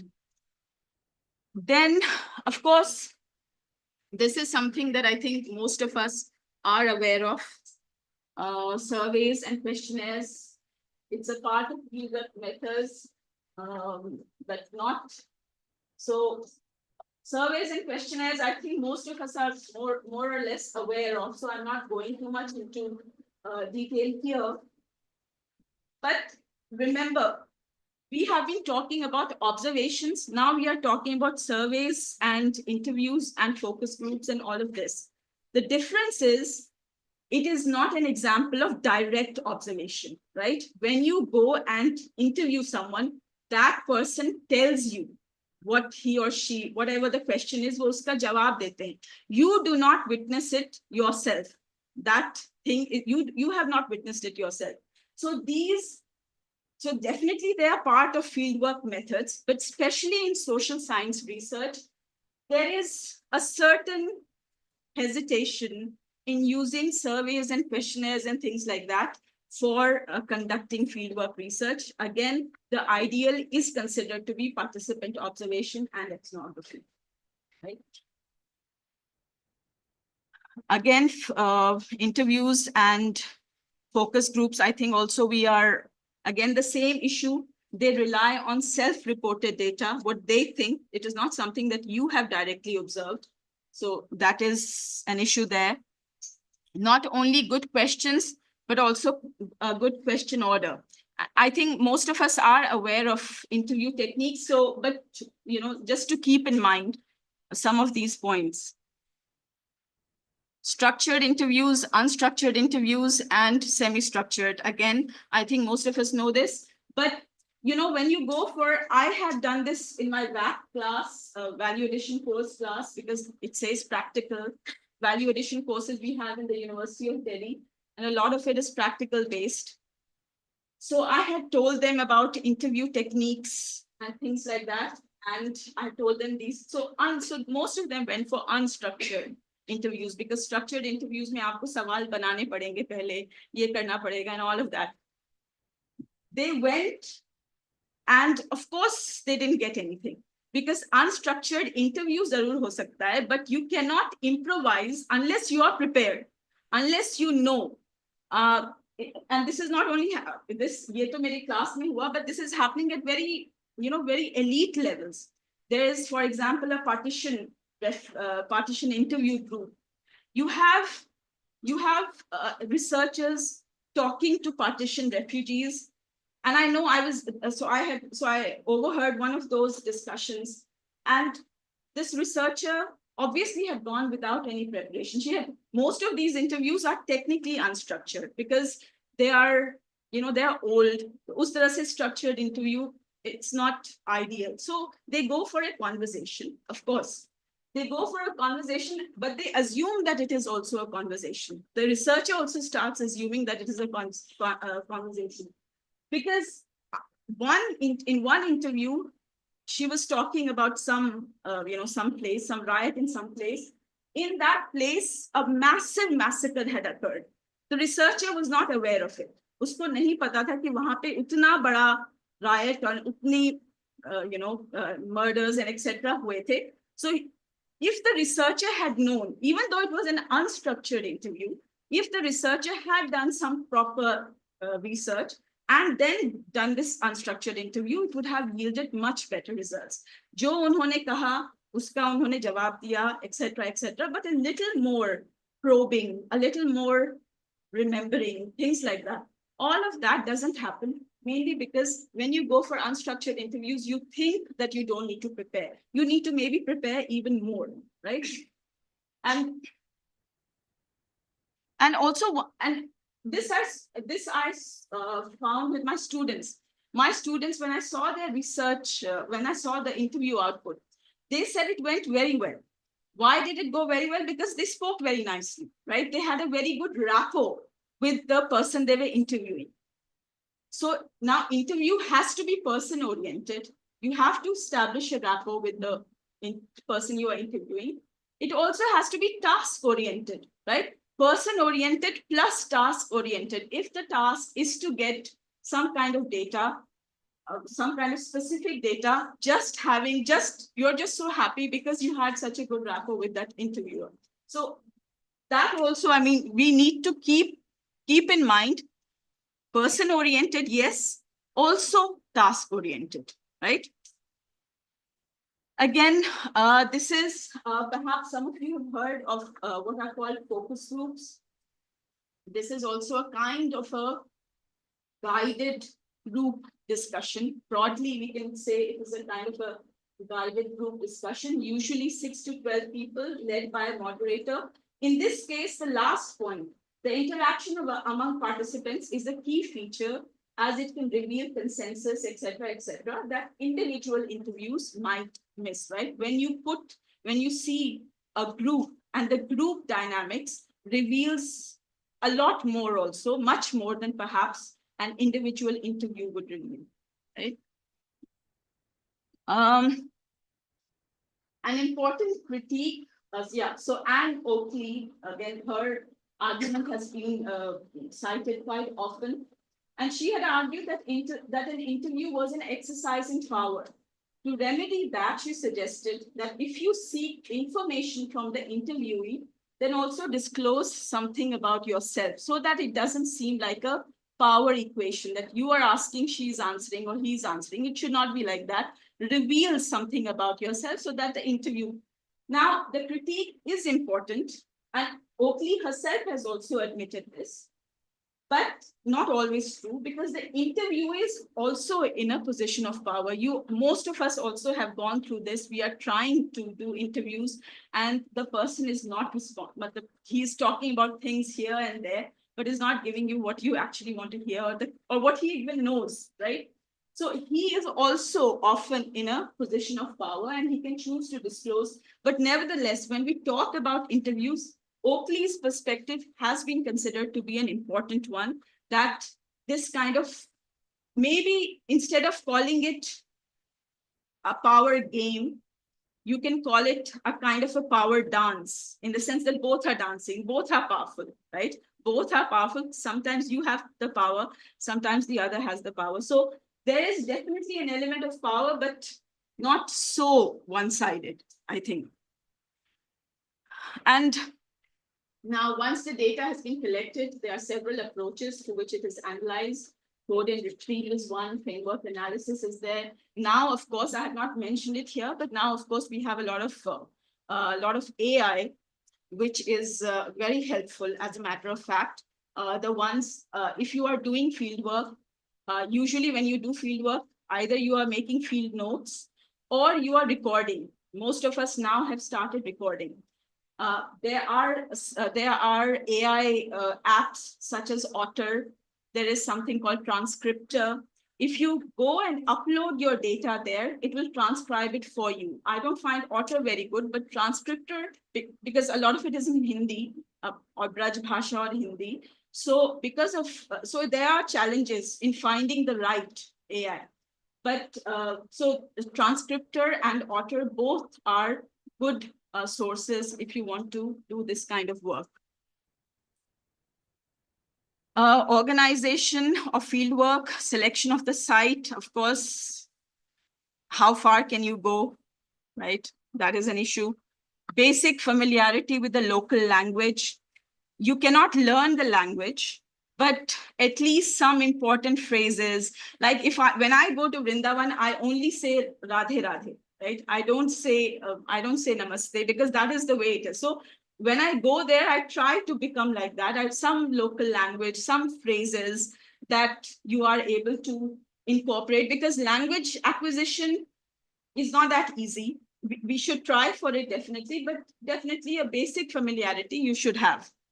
Access, importance of speaking to local experts or gatekeepers. This is what I meant. For example, that person जिनकी मैं बात कर रही थी, जिस संस्था से मैं जुड़ी हूँ, he has access to all the temples because he's the head of a temple himself. Establishing those kind of connections, without that, I would have been lost, literally. So establish, before you begin your research, before you begin your fieldwork research, try to make these kind of connections. Without it becomes very difficult. And to be honest, it becomes even more difficult for women. So keep that in mind. Of course, you need equipment and all of that. There are a few funding opportunities also. This is not the whole list, but it is also not a very long list, right? So funding is a major issue. That is why if you choose, when you do your selection of the site, then you should keep the budget in mind. Going to Vrindavan, for example, for me was not that difficult. But otherwise it can become an issue. So because funding opportunities are very limited. Now, coming towards the end of what I have to say. So I have said all of this, but let me also say this. In terms of orienting oneself to do field work, perhaps the following are equally important, if not more important, in addition to what we have discussed. So wit and spontaneity, flexibility. So what do I mean by that? I remember that when there's an institution in DU which is called the Center for Global Studies. And the Center for Global Studies often conducts election surveys, right? So we went for a survey. And of course, we went to UP for a survey in Kanpur.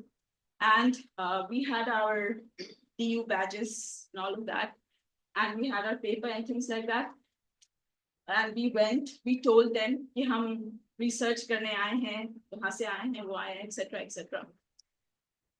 Initially, there was a good response. People were responding and things like that. Gradually, that's what I mean, the unpredictability of social situations. Gradually, things started getting a little scary because people started looking very angrily at us and they started, it was a very weird situation. When we asked one or two of the reasonable people, if you see the DU logo, if most of you may know, the DU logo has an elephant, right? If you cannot read, the elephant is also the political party symbol of BSP. They actually believed that we had somehow come from, and we were trying to gain data. We had lied to them, and it became quite a scary situation because most of them could not actually read. So they really assumed. They asked us, because when we asked them, they said वो हाथी है. तो फिर उनको बताया गया कि ये देखिए DU है, ये है, वो है, etc., etc. Then things calmed down, right? So what I'm trying to say, all participant observation, all of this will just go out of the window when these kind of situations come up. So you have to be very aware of, so you have to be spontaneous, you have to be flexible, कि वहाँ से निकलना है तो निकलो, whatever. You have to do all an unpredictability of social situations. All of this can happen when you are doing fieldwork, and so you have to be definitely prepared for it. What do I mean by triangulation? Triangulation basically means, so I have my data. I have done a focus group interview. I have some data. Now to make this data more reliable, I am also going to do a participant observation. I will also stay for a few days there. I will also do unstructured interview. And then I will triangulate the data that I get from all these three methods to come to the real data. Now, triangulation can not only mean, it's not only difference in methods, it can also mean researchers. I will go and interview the person. A second person will also interview the same person, and a third person. The data that eventually comes out that is, so triangulation is considered to be a very good feature. I mean, it's good to triangulate your data when you're doing fieldwork. Abduction and contradictory data are slightly similar. Abduction, suppose you have some data which just doesn't make sense, right? What do you do then? Then you come up with, you do a reasoning, you come up with some kind of a hypothesis. So here you begin with incomplete observations. You don't begin with complete observations, you begin with incomplete observations because the data is very complex or not clear, that is not making sense. That can also very much happen. These are human beings we are talking about. So then what do you do? Then how you come up finally with a hypothesis is what is called abduction. Contradictory data is maybe even more important. If 5 people are, if five people say that this is a very good session, but the 6th person says it is not, that is contradictory data. And for me, actually, the 6th person is actually more important because the contradictory data will also give me a fresh insight. Wo 5 ka to samajh mein aa raha hai, but the 6th person will, the contradictory data will also give me a very fresh insight. And serendipity, probably means some fresh information, right? Something that you did not expect. Suppose that comes up, you have to be open to that also and include that in your research. So that is called serendipity. That's it. Thank you.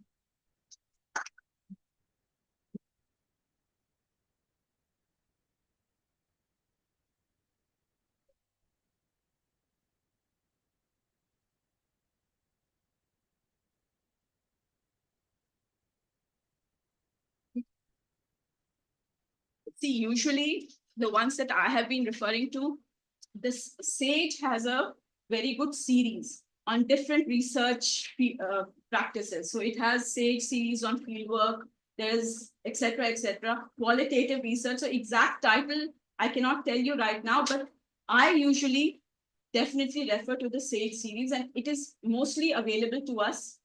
Like it's available to us on DU library. I'm sure it is available in other universities also. So the SAGE series has, qualitative research, fieldwork, fundamentals of fieldwork, the one that I had. So, and they are by different authors.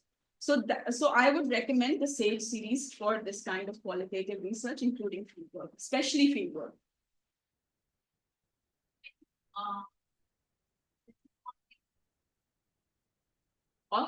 Disadvantage of a Qualitative research. Well, I mean, I am a believer in qualitative research. See, what can I say? Disadvantages. There would be, I'm sure, if there are limitations. After all, the kind of patterns, the kind of hard data that can emerge from quantitative analysis, it is difficult to get that in the case of qualitative analysis. Like I'm telling you, in the case of fieldwork, in the case of interviews, for example, if you do unstructured interviews, you rarely, when there's a proper, structured questionnaire, that is a little different thing. But when you do unstructured interviews, which is usually recommended in fieldwork, very rarely you get any kind of data. So what I'm trying to say is that because you are directly dealing with human demographics and they are moody, they have their own limitations, definitely there are going to be issues. If it is much easier to do a quantitative. I think it is more easy to do quantitative analysis because you have facts and figures. Qualitative means staying 3 years. Like when we talk about ethnography, most ethnographers stay 2 or 3 years. Now, how possible is it? So definitely this is a kind of a disadvantage. It is difficult. I would say qualitative analysis is more difficult than quantitative analysis, getting that kind of direct observational data, which requires a lot of investment of time, money. So to that extent, and of course, ultimately the data you get sometimes can be, it's dependent on human actors. So definitely that is also an issue. And it is more difficult.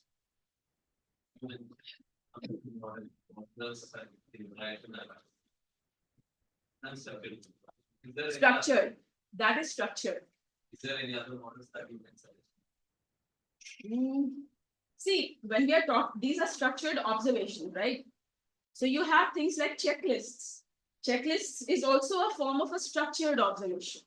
So, things like that. Like, is there any other standardized models? So I'm sure there are, but not that I'm fully aware of, because like I said, especially in fieldwork and things like that, we really rely more on unstructured.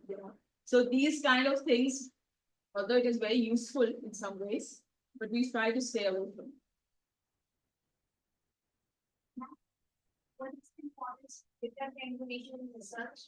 What is the importance of data manipulation in research? So it corroborates it, right? Makes it much more substantial or much more strong, because you have checked it through different methods.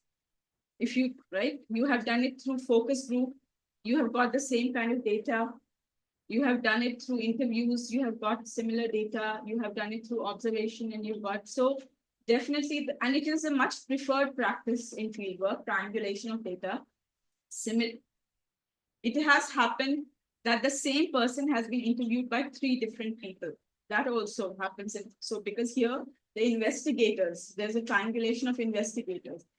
If ultimately and again, you see, when she was talking about what are the kind of disadvantages, it is possible कि एक interview में मैं कुछ कहूँगी, दूसरे में कुछ और, and तीसरे में कुछ और. That is an issue. So because these are human beings. But as a matter of fact, what has been observed is that they often say similar things, and that much solidifies your data, right? So you should try to triangulate.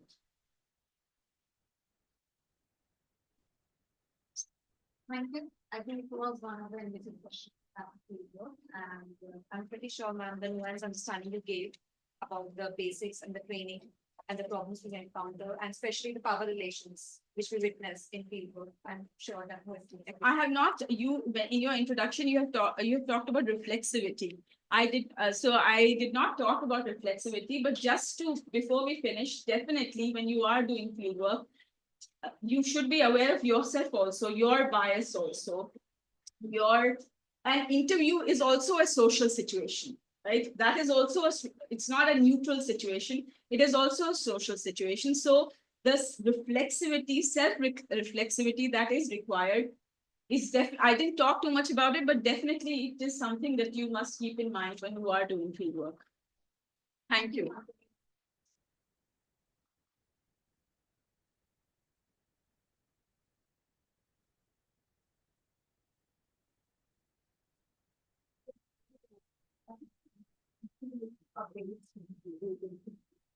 Can I take I think it's going to charge me and to do something.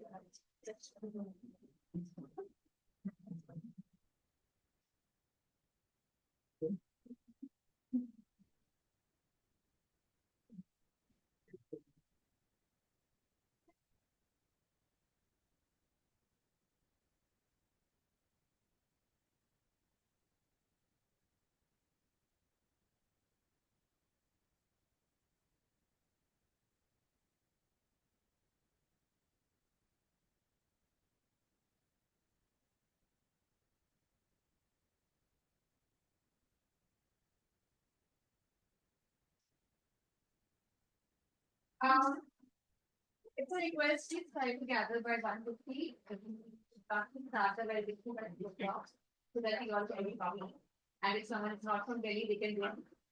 The weather is not that bad.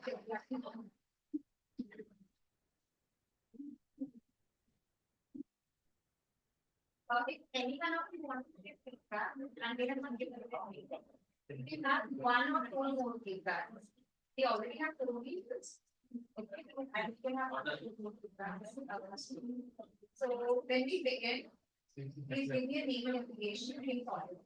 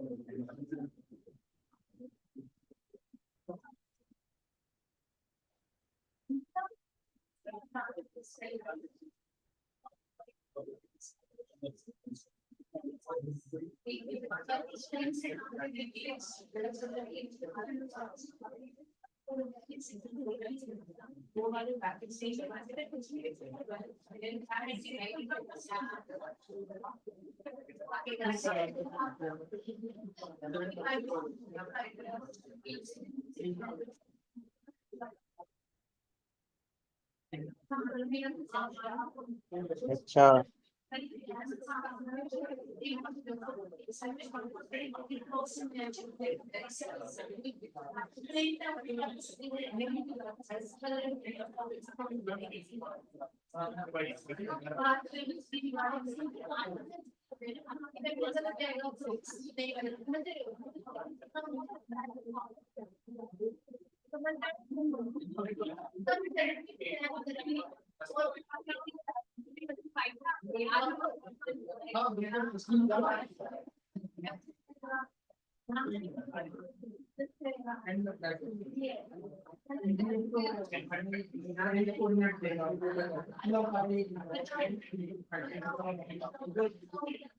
नाम ना edit करा अरे सब edit हो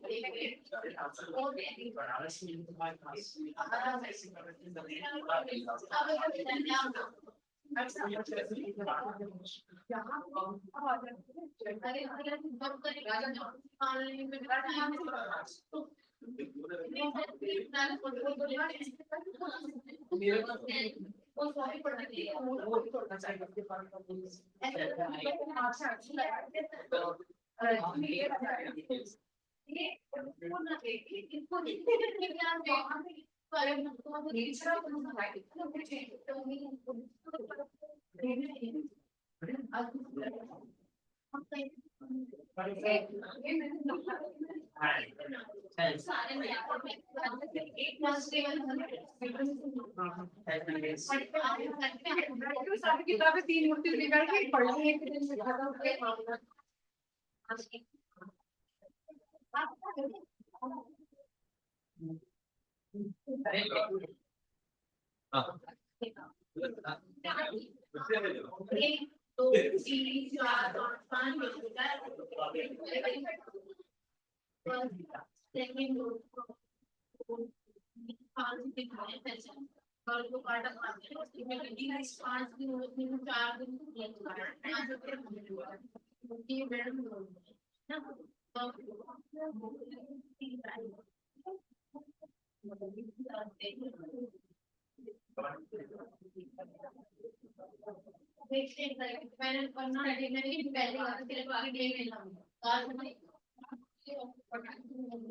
मैंने I was going to know, according to my chatting and.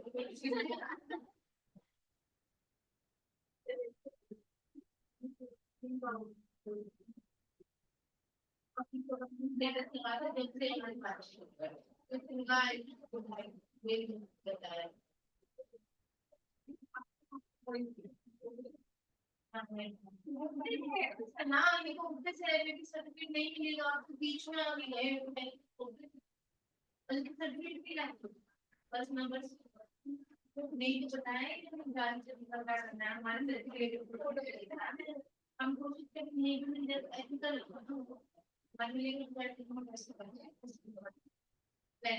ये ना कि मैं पता है तेरा मेरा सब सीखा हुआ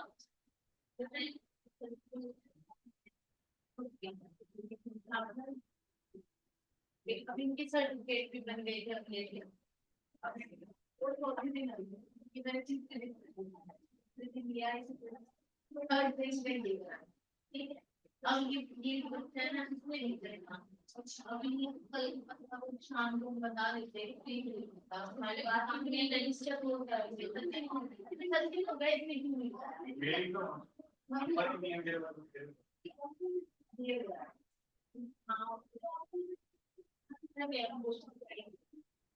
वहाँ जाके सारे देखिए इसके लिए कुछ कराना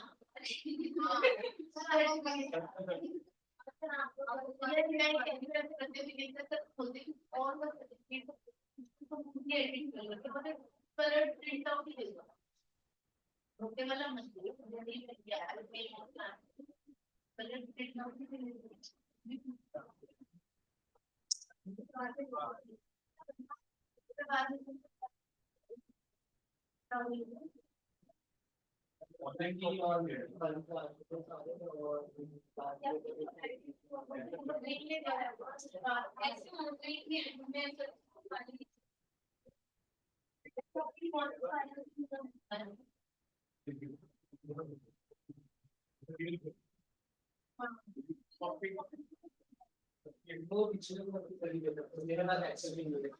चलो बात तो फिर दीजिए तो कॉपी है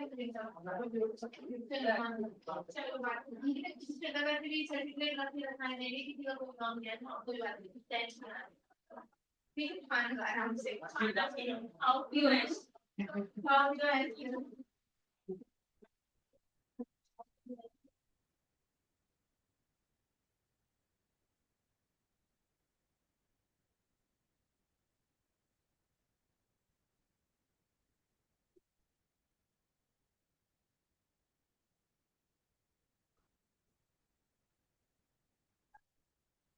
राम की खत्म राम राम है राम चाहिए अभी ऐसा नाम और नहीं था क्या करी सर्टिफिकेट की बात कर रही मुझे लगा नहीं कर अभी रुको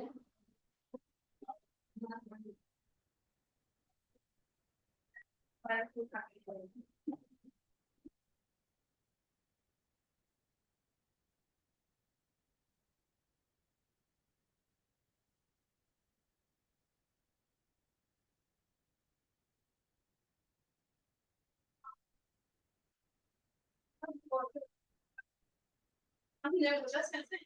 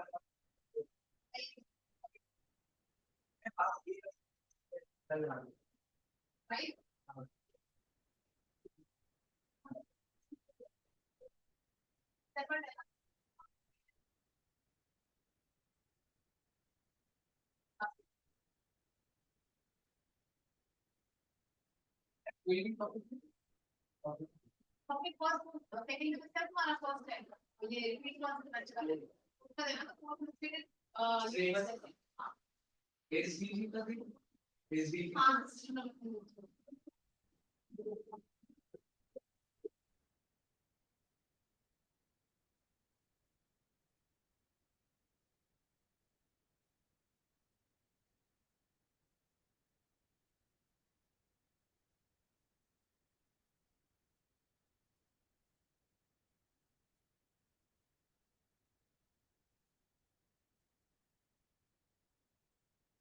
तो मैं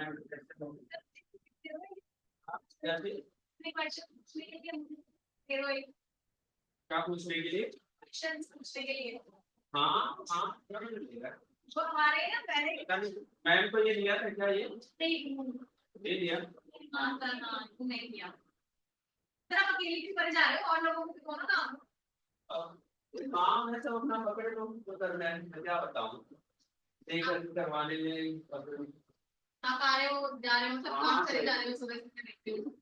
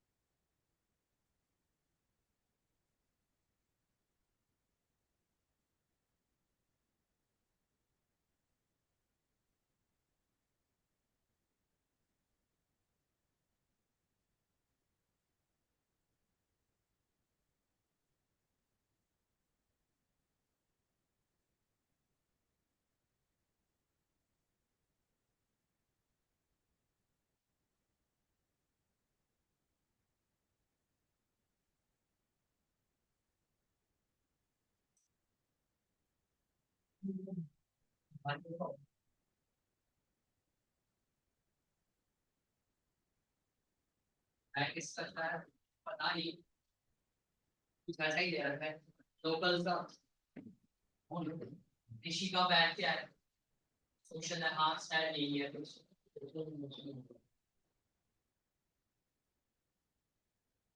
ठीक है बाद में बात करता हूँ बाद में बात करता हूँ मुझे खाने नहीं देगा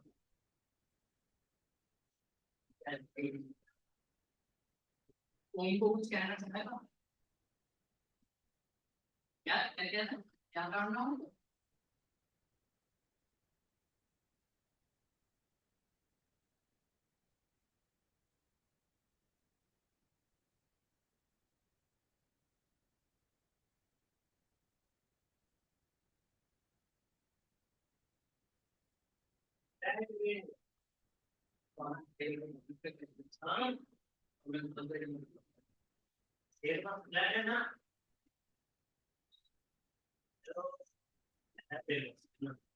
मैं तो कितने बात ही नहीं कर चार्जर ले ठीक है चेंज करिएगा क्या हो रहा है हाँ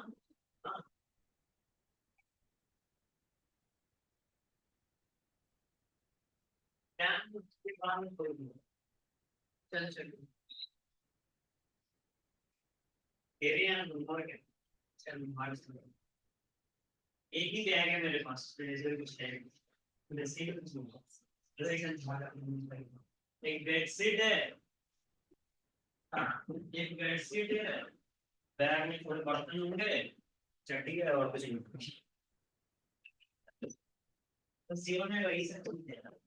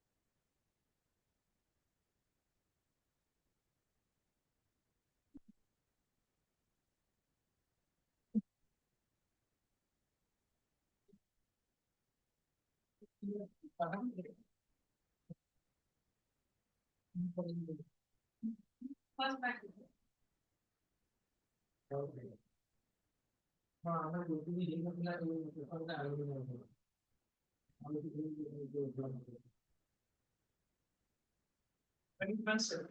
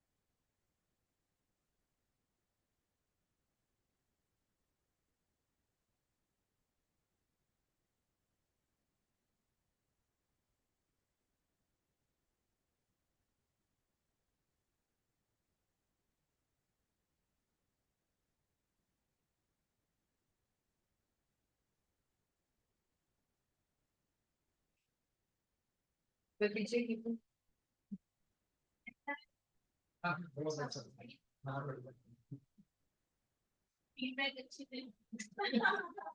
Who says to me? छूट गया this next time.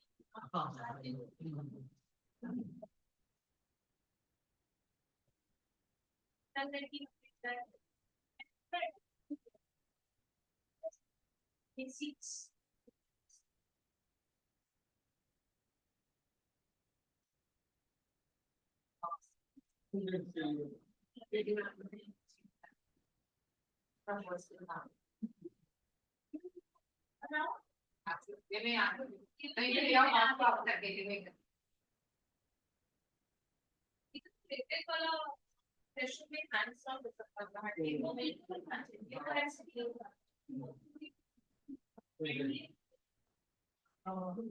हम साथ में बैठ के करते हैं किसी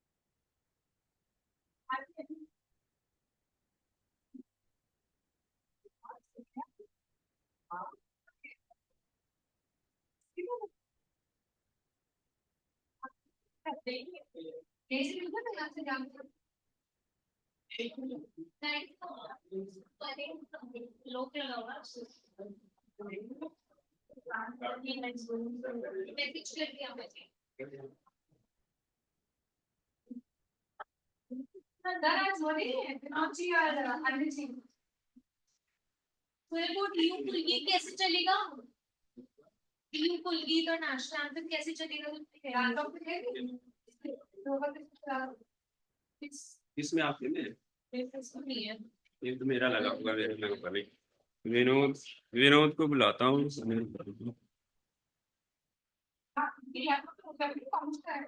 हाँ उसमें होगा बट उसको शायद यहाँ लगाना पड़े।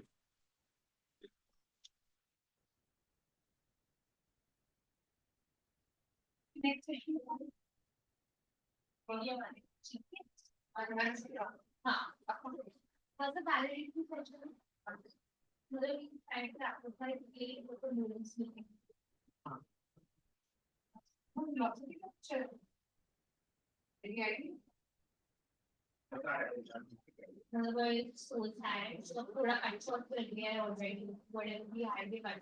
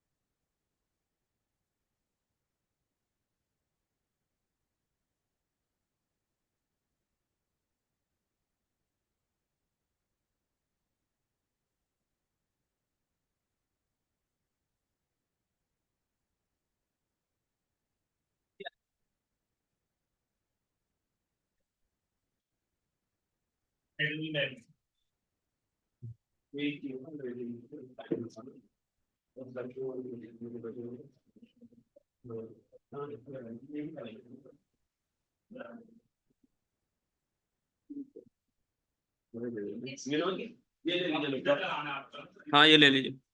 आई डोंट नो इसमें, क्योंकि अभी जस्ट विंडो रिस्टोर हुई है तो सॉफ्टवेयर होगा नहीं। जूम इंस्टॉल करूं?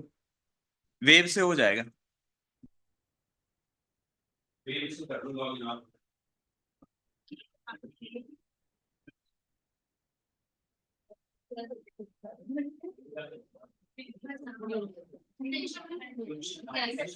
Yes, sir, we are ready to start. अभी तक बाहर बोलूं discussion बंद कर आप इधर फीडबैक हाँ और फीडबैक वो लोग नाम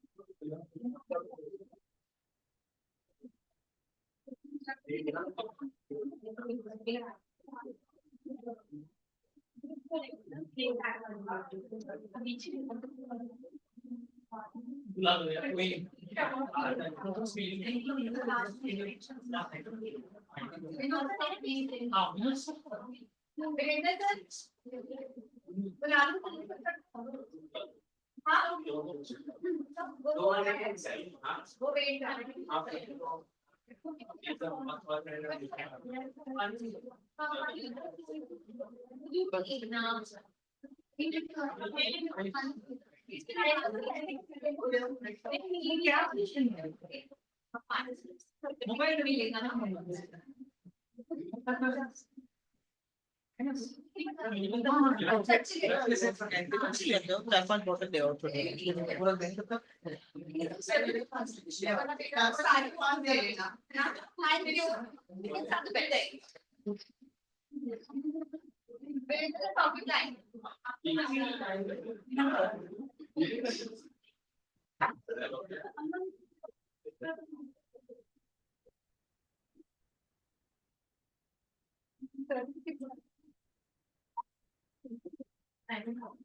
यार रिवर नहीं था बेटा रिवर नहीं था आयुष रिवर मिलेगा मिल जाएगा पर टाइम लगेगा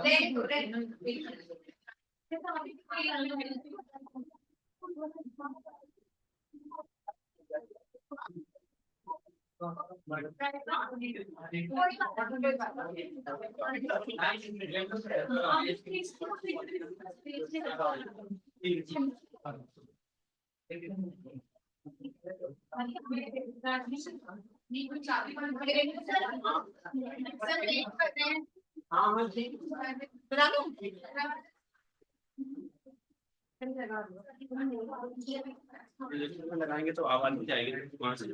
हाँ हाँ? हाँ आवाज कैसे जाएगी इसमें इतना हो जाएगा, ये लगा कर दीजिएगा, अच्छा इधर से आ जाएगा। लगा रही प्रोजेक्टर पे वीडियो तो जाएगा ना। हाँ हाँ सेकंड फ्लोर से 2 क्लास मंगा यहीं पे क्लास तो है, यहीं पे यार। देखो एक बॉटल वहाँ होगा, एक मेरे बैग में होगा। Second, South. कैमरा तो आ जाए अभी तो चलेगा अभी नहीं चल भी नहीं रहे रुक जाओ ये कैसे चलेगा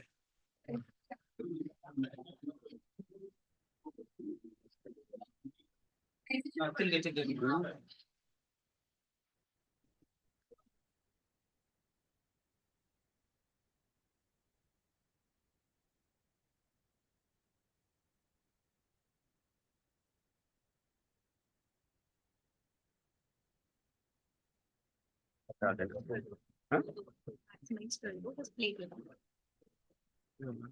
ऐसे करो तो स्टार्टिंग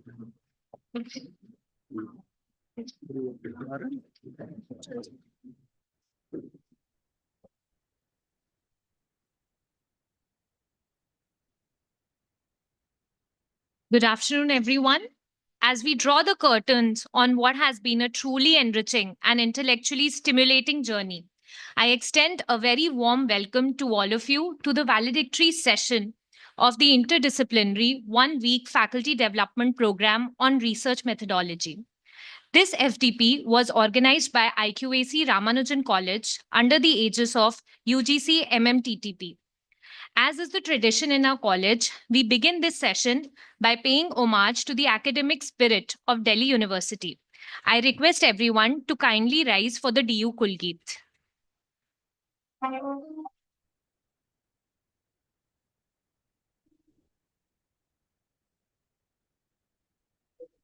जयति जय जय क्रांतिकार लोक अनुपम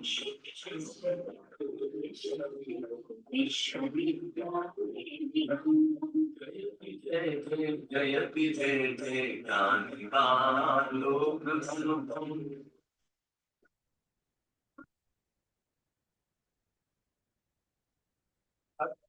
नित्य कुटुंब की भावना संस्कृति सनातन आधुनिक शिक्षा पुरातन ज्ञान धाराओं का संगम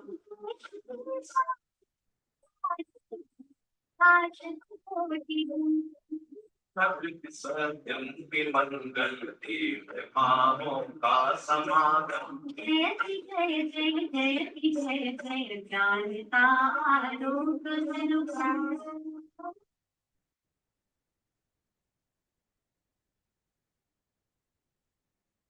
विद्यालयों के परिसरों से चिर सुशोभित श्रेष्ठ गुरुजन गर्व में छात्र और छात्राएं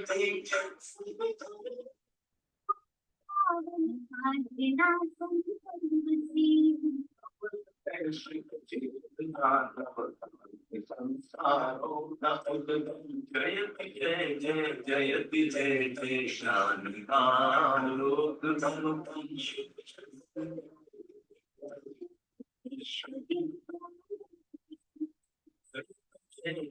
जयति जय जय ज्ञानदार लोक अनुपम ज्ञानदार लोक अनुपम ज्ञानदार लोक अनुपम ज्ञानदार लोक अनुपम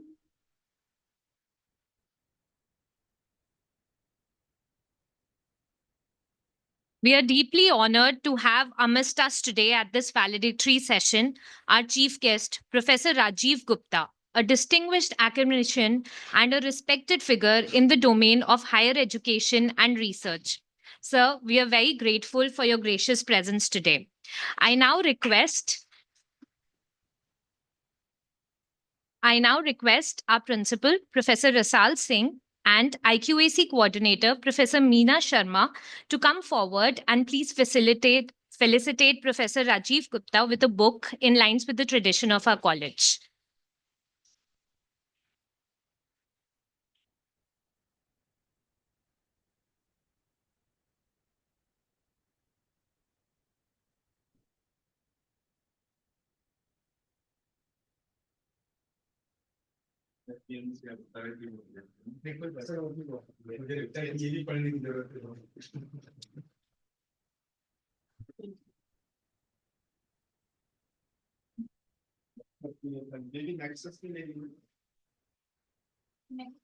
देख लेंगे।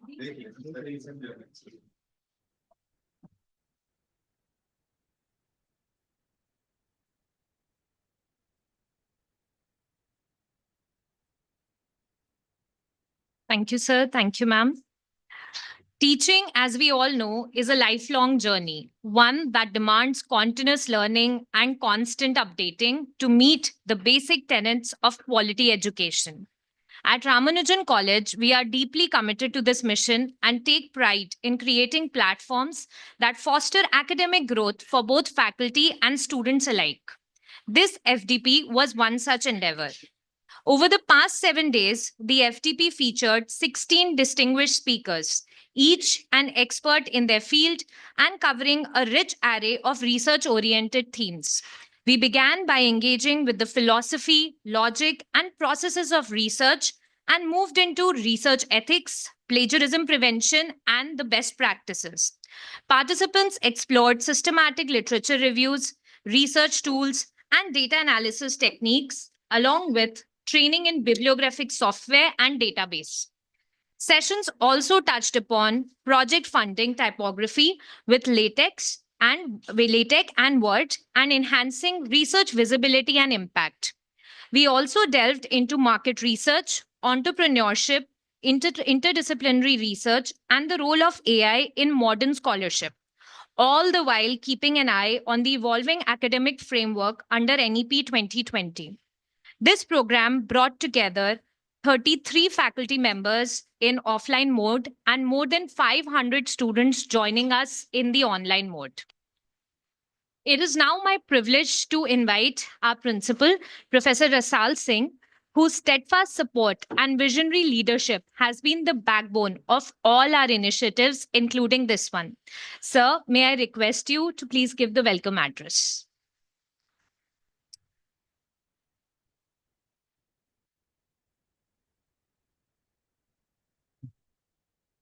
हमारे ये एक सप्ताह का जो फैकल्टी डेवलपमेंट प्रोग्राम है उसके समापन सत्र के समापन कार्यक्रम के मुख्य अतिथि आदरणीय प्रोफेसर राजीव गुप्ता जी, हमारी IQAC की कोऑर्डिनेटर प्रोफेसर मीना शर्मा जी, इस कोर्स के कोऑर्डिनेटर डॉक्टर वीरेंद्र कुमार, उनकी टीम के सहयोगी doctor Shipra, doctor Preksha, doctor Rajesh Singh, doctor Baby, अन्य कॉलेजों से आए हुए प्रतिभागी साथी और मेरे कॉलेज के शिक्षक साथियों, ये विचार इसलिए हमारे मन में आया कि अगले साल जब हम 4th ईयर में जाएंगे तो जो 4th ईयर के स्टूडेंट्स हैं उसमें जो रिसर्च कंपोनेंट है वो एक बहुत ही बड़ा, बहुत ही महत्वपूर्ण कंपोनेंट होने वाला है। तो उसकी दृष्टि से हमें न सिर्फ अपने स्टूडेंट्स को तैयार करना है बल्कि अपने टीचर्स को भी तैयार करने की आवश्यकता है। इसी बात को ध्यान में रखते हुए और दिल्ली विश्वविद्यालय के कुलपति जी का जो विजन है कि जो 4th ईयर है और राष्ट्रीय शिक्षा नीति है उसको ठीक प्रकार से उसका क्रियान्वयन, उसका ठीक से इम्प्लीमेंटेशन हो, उस दिशा में हमने ये रिसर्च मेथोडोलॉजी की वर्कशॉप की है। हम में से ज्यादातर लोगों को पता है कि अभी तक आप लोगों को ये पता होगा 3 वर्टिकल होने वाले हैं 4th ईयर में, लेकिन अब 4था वर्टिकल भी आ गया है। तो 4th ईयर में स्टूडेंट्स को 4 वर्टिकल में से एक चुनना है। उसमें से 2 वर्टिकल सीधे सीधे रिसर्च ओरिएंटेड हैं।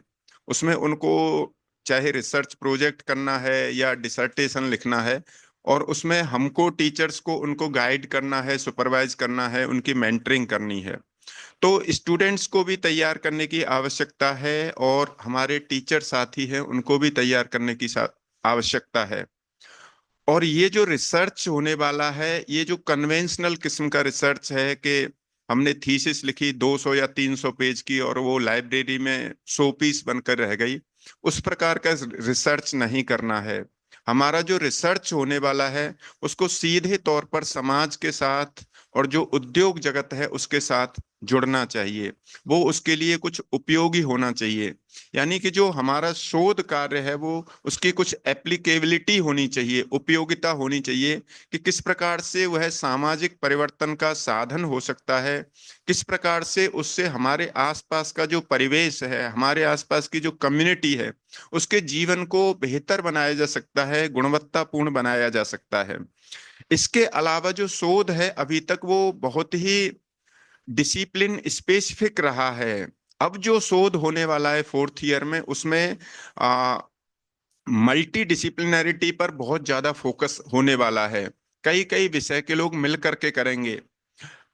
इसमें मैं प्रोफेसर गुप्ता जी के ध्यान में लाना चाहूंगा कि हमारे कॉलेज ने अभी Pandit Deendayal Upadhyay research project scheme शुरू की है मेरे आने के बाद, और उसमें हमने 3 डिसिप्लिन के टीचर्स और 3 डिसिप्लिन के 6 स्टूडेंट्स के माध्यम से रिसर्च प्रोजेक्ट्स किए हैं, और उसमें मल्टी डिसिप्लिनरिटी को और इंडियन नॉलेज सिस्टम को प्रमोट करने की हमने कोशिश की है। तो अभी मेरे ख्याल में 9 लोगों को हमारे यहाँ प्रोजेक्ट अवार्ड हुए हैं। हम दोबारा उसकी ओपनिंग करेंगे और मैं उम्मीद करता हूँ कि उसमें और ज्यादा हमारे जो शिक्षक साथी हैं वो अप्लाई करेंगे और हम उनको प्रोजेक्ट अवार्ड करेंगे। तो इसी भाव के साथ हमने ये रिसर्च मेथोडोलॉजी की वर्कशॉप की है कि जो रिसर्च की क्या क्या चुनौतियां हो सकती हैं, और नए बदलते हुए समय में जैसे एआई का बहुत ज्यादा प्रयोग आज जीवन में बढ़ गया है, तो रिसर्च के नए क्या टूल्स हो सकते हैं और रिसर्च की क्या नई प्रविधियां और पद्धतियां हो सकती हैं, उनको हमें खुद भी जानने और सीखने की आवश्यकता है, और उनके प्रति हमें अपने स्टूडेंट्स को भी सेंसिटाइज करने की या अवेयर करने की आवश्यकता है। तो ये जो रिसर्च मेथोडोलॉजी का हमारा वर्कशॉप है, इसके माध्यम से निश्चित रूप से हमारे शिक्षक साथियों को भी लाभ हुआ होगा, और हमारे जो ऑनलाइन जुड़े हुए सैकड़ों बच्चे हैं उनको भी लाभ हुआ होगा। और इस समापन सत्र के लिए प्रोफेसर राजीव गुप्ता जी से बेहतर कोई व्यक्ति नहीं हो सकता था। मैंने जब इसका उद्घाटन कार्यक्रम था तब भी उनसे आग्रह किया था, लेकिन उस वक्त वो दिल्ली के बाहर थे इसलिए नहीं आ सके थे। इस बार उन्होंने हमारा आग्रह स्वीकार करके रामानुजन कॉलेज परिवार को अनुग्रहित किया है। मैं पूरे रामानुजन कॉलेज परिवार की तरफ से सर के प्रति कृतज्ञता और आभार व्यक्त करता हूं, और मैं ये उम्मीद भी करता हूं कि चाहे नैक से संबंधित मामले हों या रैंकिंग से संबंधित मामले हों, उनमें उनका मार्गदर्शन हमें लगातार मिलता रहेगा। क्योंकि यहाँ मैं रेखांकित करना चाहता हूं कि पिछले दिनों में कुलपति प्रोफेसर योगेश सिंह जी के नेतृत्व में जो दिल्ली विश्वविद्यालय की नैक ग्रेडिंग और एनआईआरएफ रैंकिंग में जो उछाल आया है, उसके जो सूत्रधार हैं या जो बैकग्राउंड में काम करने वाली टीम है, उसमें सर महत्वपूर्ण नाम है। तो मैंने वीरेंद्र जी को कहा भी था कि एक बार सर के साथ अपनी नैक की जो टीम है छोटी, उसके साथ मीटिंग करके सर का कुछ इनपुट्स लें कि हम किस प्रकार से अपने एनआईआरएफ रैंकिंग को और नैक रैंकिंग को या इंडिया टुडे रैंकिंग को और बेहतर बना सकते हैं। तो मैं इस वर्कशॉप के वैलेडिक्टरी सेशन में सर का स्वागत करता हूं, अभिनंदन करता हूं। Thank you.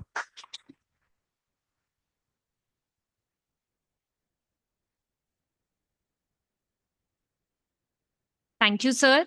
Now it's my honor to invite our esteemed chief guest, Professor Rajiv Gupta, to address our participants. Professor Rajiv Gupta is a senior professor at the Department of Chemistry, University of Delhi. Professor Gupta obtained his PhD from IIT Kanpur and did his postdoctoral work at the University of Kansas before joining the University of Delhi in 2003. He has published extensively in national and international journals and has received various accolades and awards, including the Professor Priyadaranjan Ray Memorial Award in 2023 from the Indian Chemical Society, the Bronze Medal from the Chemical Research Society of India, the Science Flame Award 2015 from the World Science Congress, Indo-US Research Fellowship from the Indo-US Science and Technology Forum, just to mention a few. He has also served on several committees, including FIST Expert Committee in Chemical Sciences, Department of Science and Technology, the Program Advisory Committee of Science and Engineering Research Board, Expert Committee of the Inspire Fellowship Program, etc. Professor Gupta has also worked as a member of a few divisions of the Central Pollution Control Board and Food Safety and Standards Authority of India, in addition to being on the board of studies of various universities and institutions across the country. Professor Gupta also takes immense interest in teaching and mentoring students. Under his supervision, 21 students have obtained their PhDs and 8 are presently working in his research lab. I request Professor Rajiv Gupta to please say a few words.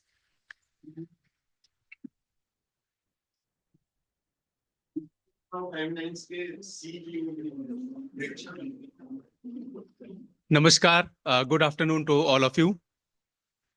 Professor Rasal Singh, Principal Ramanujan College, Professor Meena Sharma, Coordinator IQAC, Dr. Virender, many colleagues from the college, colleagues from other colleges, and always, dear students. Always, very satisfying, very pleasing to see any of our college doing or starting these type of activities to promote teaching and research in any form. And today's this FDP is on a very critical point, is about how to promote research, and that's the reason that Ramanujan College and MMTC has been organizing this workshop, this refresh FDP on research methodology. So this is something which needs to be appreciated, acknowledged, and all colleges must practice these type of strategies to promote not only research, but also research methodology. When I was sitting in the audience, I was just looking into the motto of Ramanujan College. And one of the words which caught my attention is invention. शायद मुझे लगता है कि जब college की शुरुआत हुई होगी तभी जब उसका जो वाक्य है जिसको हम मोटो कहते हैं, शायद जब उसके बारे में किसी ने सोचा होगा तो इन्वेंशन पर भी ध्यान दिया होगा। मैं कुछ इन सब बातों पे आपका ध्यान आकर्षित करना चाहता हूँ। इन्वेंशन, शोध, ये क्यों जरूरी है और आजकल के कॉन्टेक्स्ट में इसकी क्या महत्वपूर्ण आकांक्षाएं हैं और क्या जिम्मेदारियां हैं। When we talk about research, I think Professor Rasal Singh also pointed out, when we talk about research, most of the time the perception is research is meant to be only in science and technology subjects. This is a misconception, and this misconception needs to be changed, and we must educate not only our students but also many teachers who still believe that people who are from sciences, they are only supposed to do research. All of us read newspaper and many various type of analysis, and one of the very common strategies, one of the common points which we all the time come across is like when we compare the science and technology and the development of teaching and research in our country compared to some of the countries in Western countries. So when we talk about the research component, when we talk about education, higher education, India is certainly making a lot of progress. If I'm just, if I tell you some of the numbers, and these numbers are very mesmerizing. For example, if I just tell you the total number of publications which have been published from India, as of today, India is ranked number 3 in the world. The number 1 country is, no guess, is China. The second one is USA, and the third one is US. And 3 years back, we overpassed Japan, which used to publish a large number of publications. Why I'm citing this particular example is because if we really want our country to reach the higher positions, if we really want our country to become a developed country, at the moment we are at the developing stage, it's very important that we think critically, we analyze those points, and we also try to find out what are the deficiency and lacuna on which we have to work. And one thing which immediately comes to our information, our knowledge in front of us is the amount of research and the quantum of research which is being practiced in this country. So I just, a few minutes back, I told you that most of the people, including teachers, even today, they still believe that research is only meant for people or practitioners in sciences. This misconception needs to be changed. And that's why, these figures become more critical, more pertinent, and more important.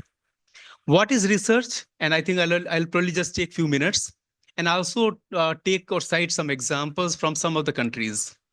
First of all, what is research? Research is to inculcate a technical mindset in our students. Research is not about, there is always a misconception when we talk about research with respect to the high-end research being practiced at various places and various disciplines. When we talk about research, particularly promoting research at the undergraduate level, idea is that are we doing the right thing? Are we providing the right type of training to our students?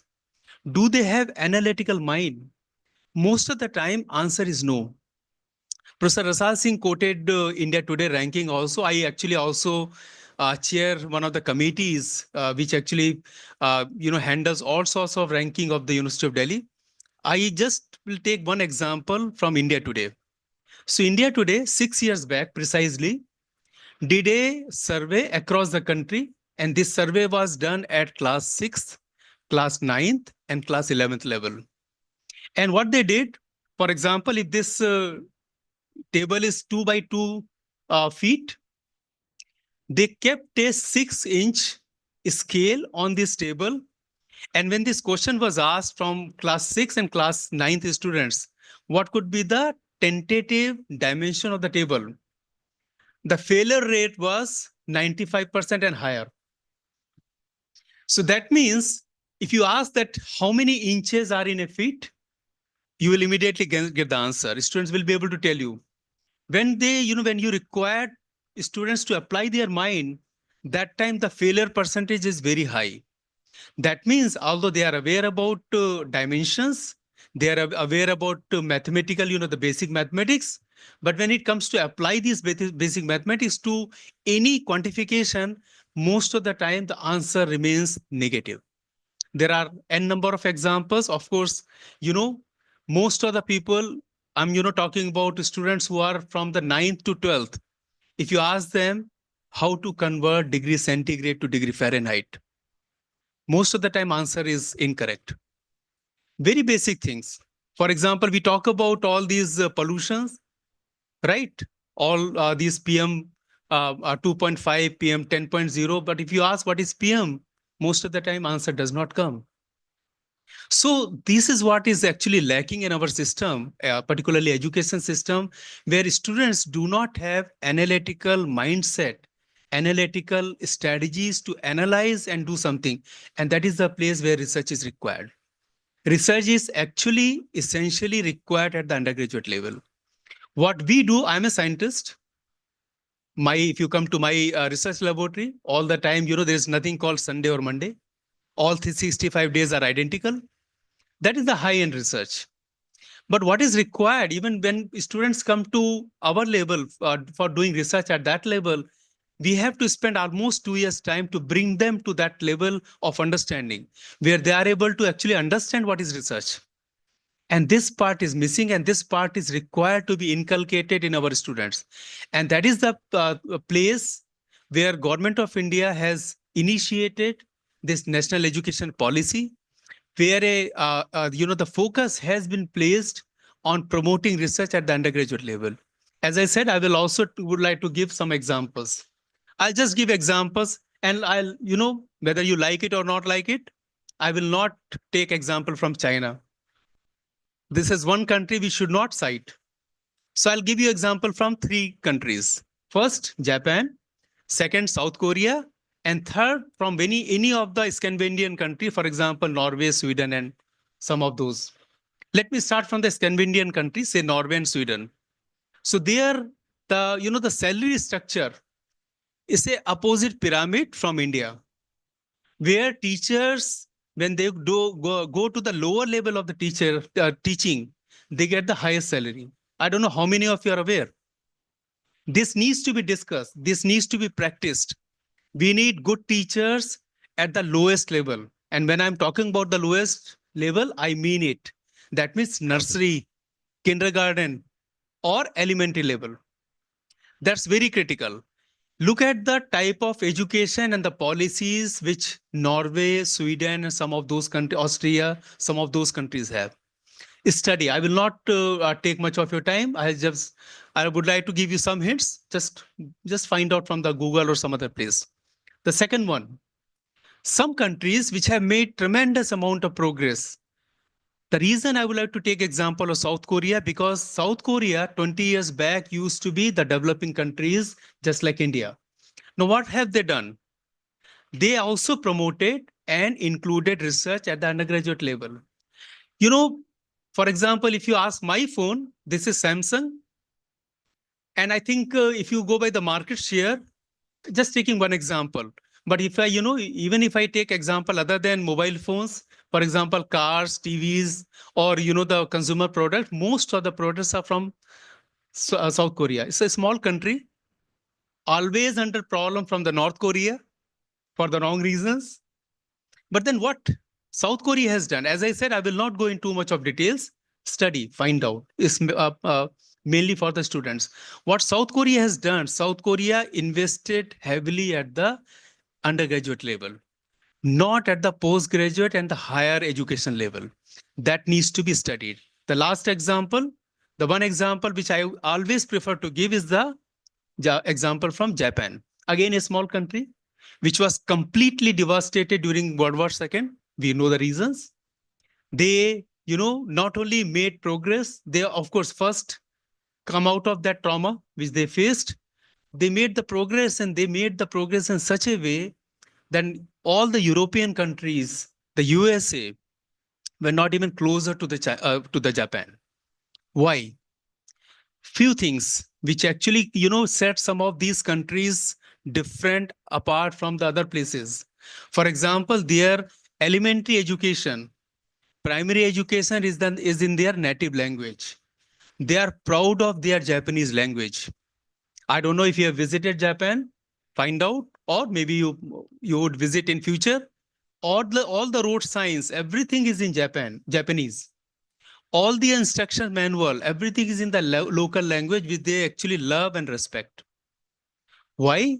That actually makes huge amount of difference. And that's one of the important points which has been highlighted very strongly in our national education policy is about promoting education in the local language. You know why I'm taking these examples? Because these are the things which are actually missing. You can always criticize me that I'm also speaking in English. Of course, I can also speak in Hindi, but then sometimes the difficulty is there may be some students, there may be some people who may not be well versed with the, some of those languages, particularly Hindi. So that's a professional language. It's better to know more languages. But what is required is to promote teaching and research at the elementary level, at the primary level, in our own mother tongue. That's very important. The last couple of minutes, coming back to the research and why promotion of research is required at the undergraduate level. It's like, when you start promoting research, when you start introducing research at the undergraduate level, you create the foundation. Come out of that illusion that research is only meant to be in sciences or to some extent technology. This is a very wrong illusion. A lot of research is required in languages. Let me again give one example. So the father of chemistry in our country, there is no confusion about, is Acharya Prafulla Chand Ray. In 1902, he wrote 2-volume book. It's called The History of Hindu Chemistry. Freely available on the Google. Just type History of Hindu Chemistry, download. Attempt to read.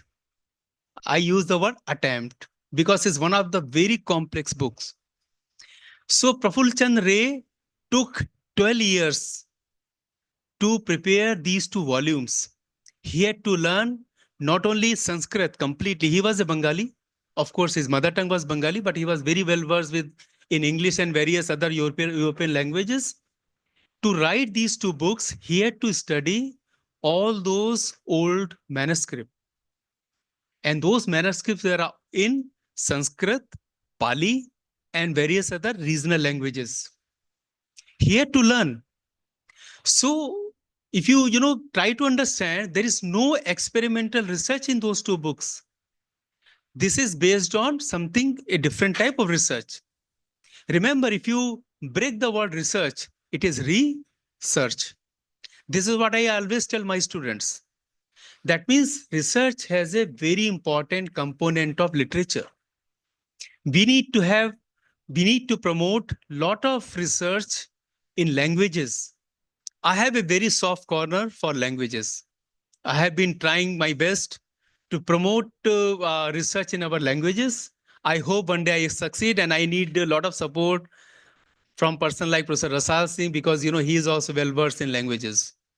Similarly, we also need to promote research in social sciences. How many people do research in social sciences? Very few. I'm talking about the pan-India, like across the country. If you just remove two institutions, JNU and Tata Institute of Social Sciences, the social science research in our country is in negligible figures, close to zero. The maximum research is coming from these two institutions. Why? Do we not have enough number of teachers and people in social sciences? We have large number. You go to any college, and University of Delhi is blessed to have large number of colleges. We have faculty of social sciences. But when it comes to research, their numbers are dismal. And I can actually talk about for hours on these numbers. Because my committee handles these numbers, where we have a very good idea, fairly good idea about like how many people, how many departments and faculty publish, and what is the number of their publications. All these numbers are very dismal. We need to work on it. So just to conclude, when we are working on promoting fourth year, where a major focus is on the research, entrepreneurship, internship, please revisit those words. Try to use the wider perspective, the wider definition of these words. Make sure that everybody is connected. Nobody is left behind when we talk about promoting research, promoting internship, promoting entrepreneurship, promoting education, promoting comprehensive education. And that's the place a lot of hand-holding is required from all teachers across the discipline. And then only the students will be benefited, and we need support from each and everyone. Thank you very much for inviting me so that I could share some of my thoughts. Thank you.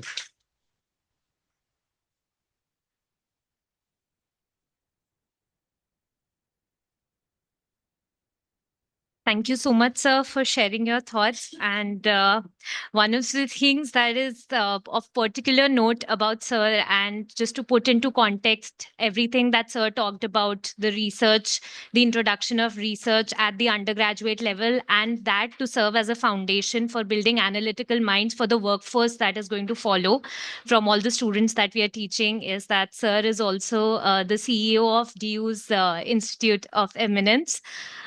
This is just to put everything into context as to why his guidance is of utmost importance for us and for all of you who are not from Ramanujan College and have joined us. Thank you so much, sir. Thank you. Now, as we come to the closing of this journey, it is time to hear from those who made it so meaningful, our participants. So some of the participants had expressed their desire to give us feedback here in front of all of you. Due to paucity of time, we won't be able to take it up from everyone. But for now, we can start with a few. And I request the participants to please keep it short and crisp. So first up, we have Ms. Lopamutra Nayak.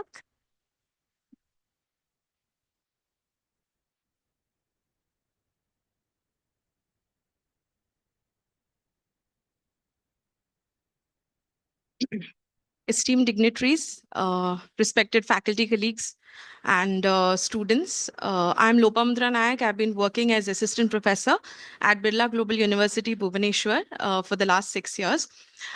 First of all, I'm extremely elated to have joined this faculty development program. And fortunately, I came across this poster of this FTP, and I decided that it could be a great value addition to my career to have joined this. over the past so many days, we have been discussing on multifaceted topics of research, right from how to think of research, how to go ahead with it. We have also discussed on writing a project, and the most important being NEP focusing on skill-oriented teaching to students. It's equally important for teachers to be skill-oriented, and in the process, we gain some insight on research and improve ourselves. Moreover, the most grappling issue that most universities are dealing with right now is how to go ahead with the fourth year undergrad research program, how to deal with it, how to guide the students. And that's exactly what this FDP has done. The distance that I've traveled for this FDP is definitely large, but the outcomes have been larger. I hope that I can make use of these insights that we have received from this FDP and translate it into real life research and project writing. Congratulations to the organizers and the coordinators, and thank you for having me. Thank you so much.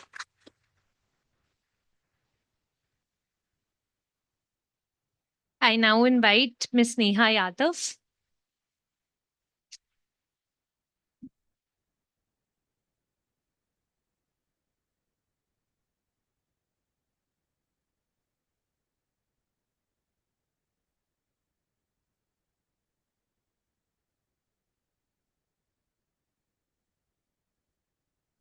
A very good afternoon to one and all present here. Myself Neha Yadav from the Department of Environmental Sciences, Ramanujan College. As far as this FDP is concerned, so sir, I had many other engagements, so I was skeptical whether I'll be able to attend or not. But just one day before, like at 12 midnight, I contacted Rajesh sir, and he was very, helpful for me. So I enrolled myself, and considering this fact only that this will be helpful for NEP. Whenever we sat with our colleagues, we discussed that what will be the fourth year curriculum, how will be conducted and all. So, considering that this FDP has been very, very helpful. जो भी सारे topics थे, they all were, covering all the required aspects. So there has been a lot of takeaways. It was all research oriented, and I have personally learned a lot. Now I look forward for more, qualitative research, not only for my own self, but for my students as well. So I think learning is a continuous process, and we should, keep learning through such workshops so that we can keep ourselves upgraded. And the more we learn, I think the more better we can deliver to our personal growth as well as to the, growth of the students. And I congratulate the organizing team for successfully, completing this. And it was very, very qualitative. It has added a lot to us. Thank you.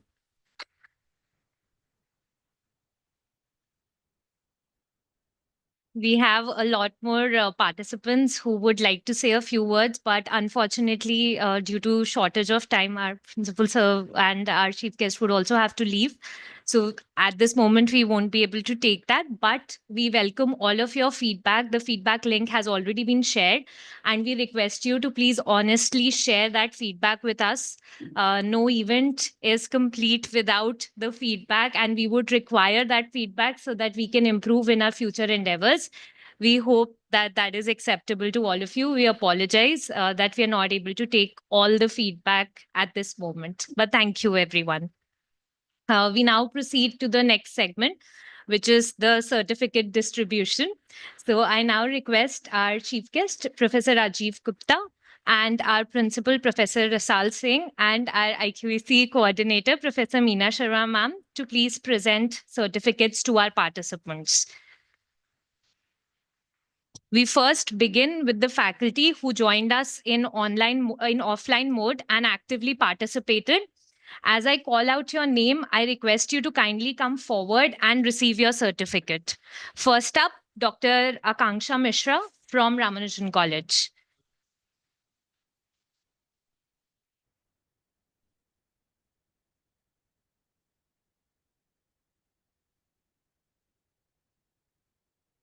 Mr. Anuj Kumar from Siddharth University.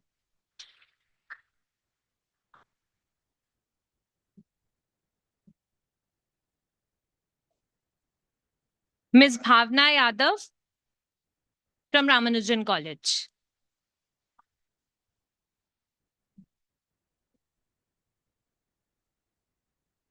Ms. Bhavna Sharma from Nima University. Mr. Deepak Kumar from Ramanujan College.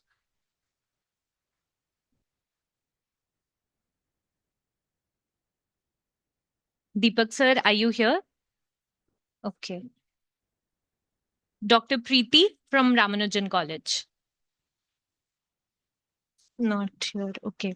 Dr. Sandeep Thakur. Okay.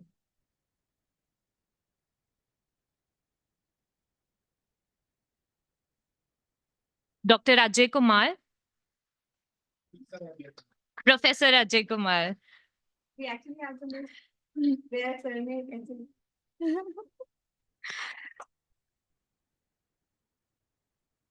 Dr. Jyoti Kushwaha.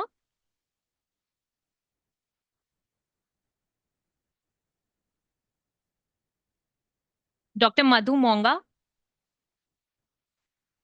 Dr. Mamta Chaurasia.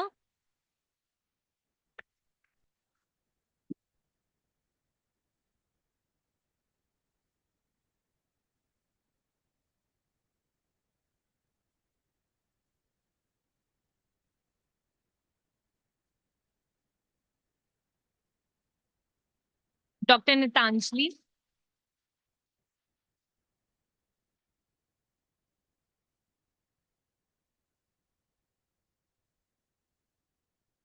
Dr. Radhakrishna Mishra.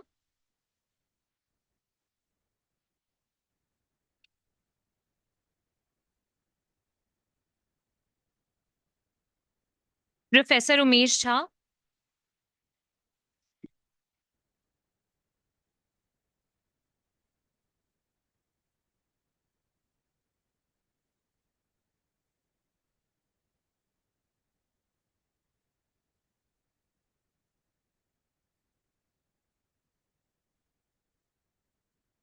Ms. Himanshi Verma.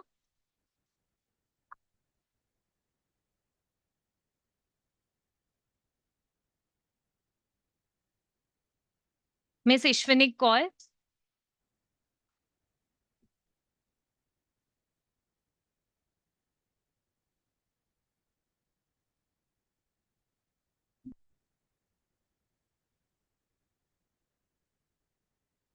Ms. Jasmeet Sohal.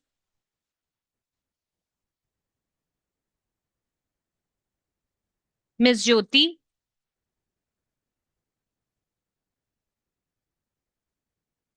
Ms. Jyoti. Okay. Mr. Kila Anil Kumar.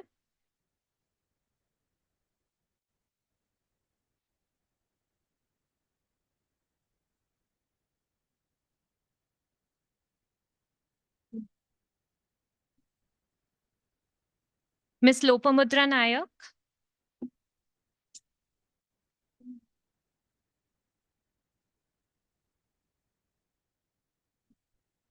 Dr. Mamta Tyagi.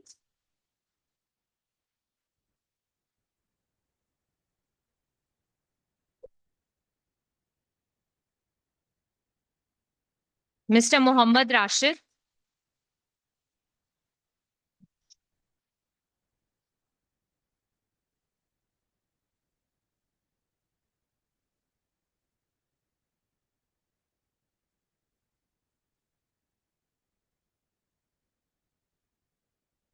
Mr. Mukul Khanna.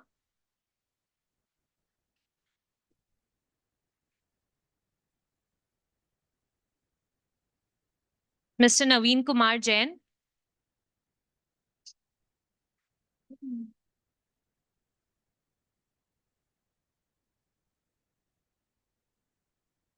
Ms. Neha Yadav.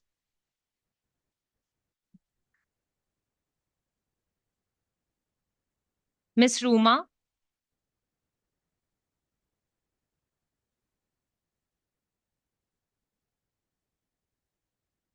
Mr. Sonu Kumar.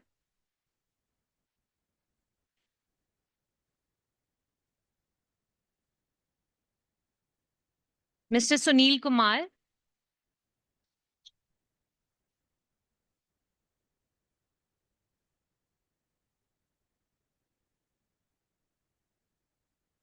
Miss Vinita Chaudhary.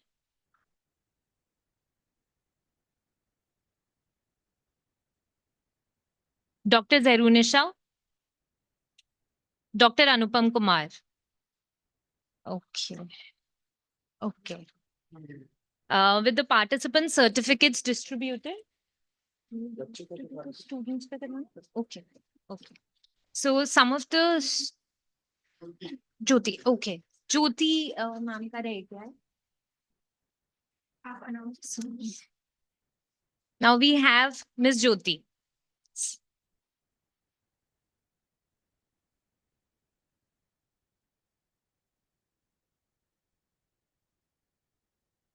Now, as you all know, several students had joined us online for this program, but a few of them are here in person to receive their certificates. So we would be very honored if our chief guest can present the certificate to them. So first up, we have Afifa from SPM, Gargi from SPM,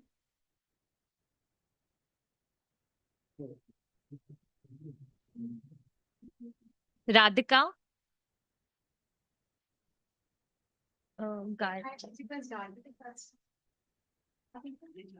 Just one. Gargi is here. And then Radhika.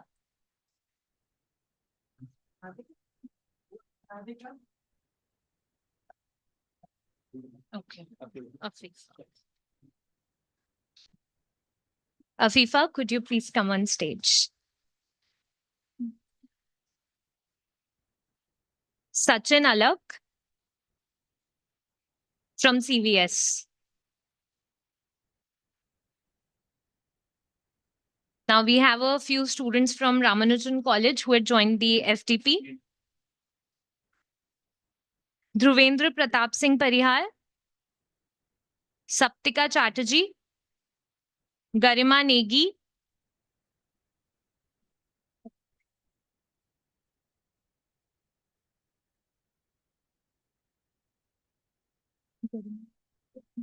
Ayush Goswami,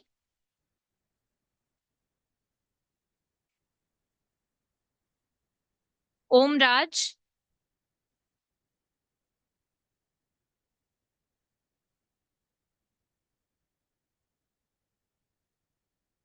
Sanskriti Batra,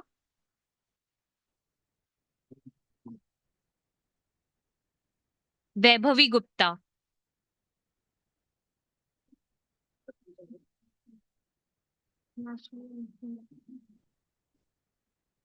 Archana. Archana, are you here? Okay. Archana is not here with us today.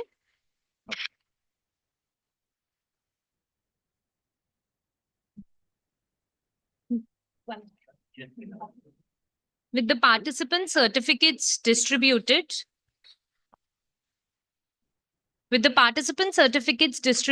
we now take a moment to acknowledge the dedicated efforts of the organizing team who made this program possible. So I would like to invite our program coordinator, Dr. Virendra Kumar Tripathi.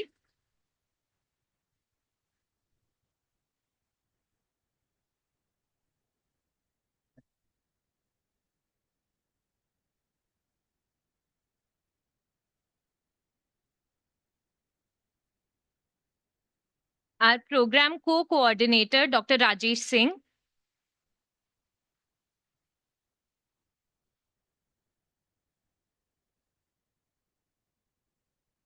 Dr. Baby, the organizing member.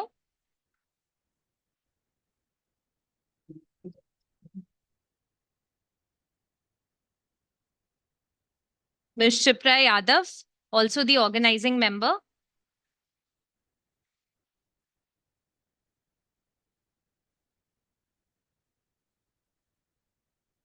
And myself. Yes.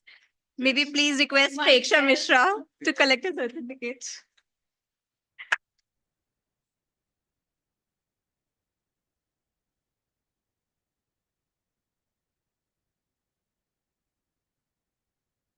Thank you so much, sir. It means a lot to the participants and the organizing team to be receiving the certificates on the last day. I can relate. So thank you so much, sir. Now, as the last leg of the event, I now invite Dr. Virendra Tripathi, the program coordinator, to give his final vote of thanks.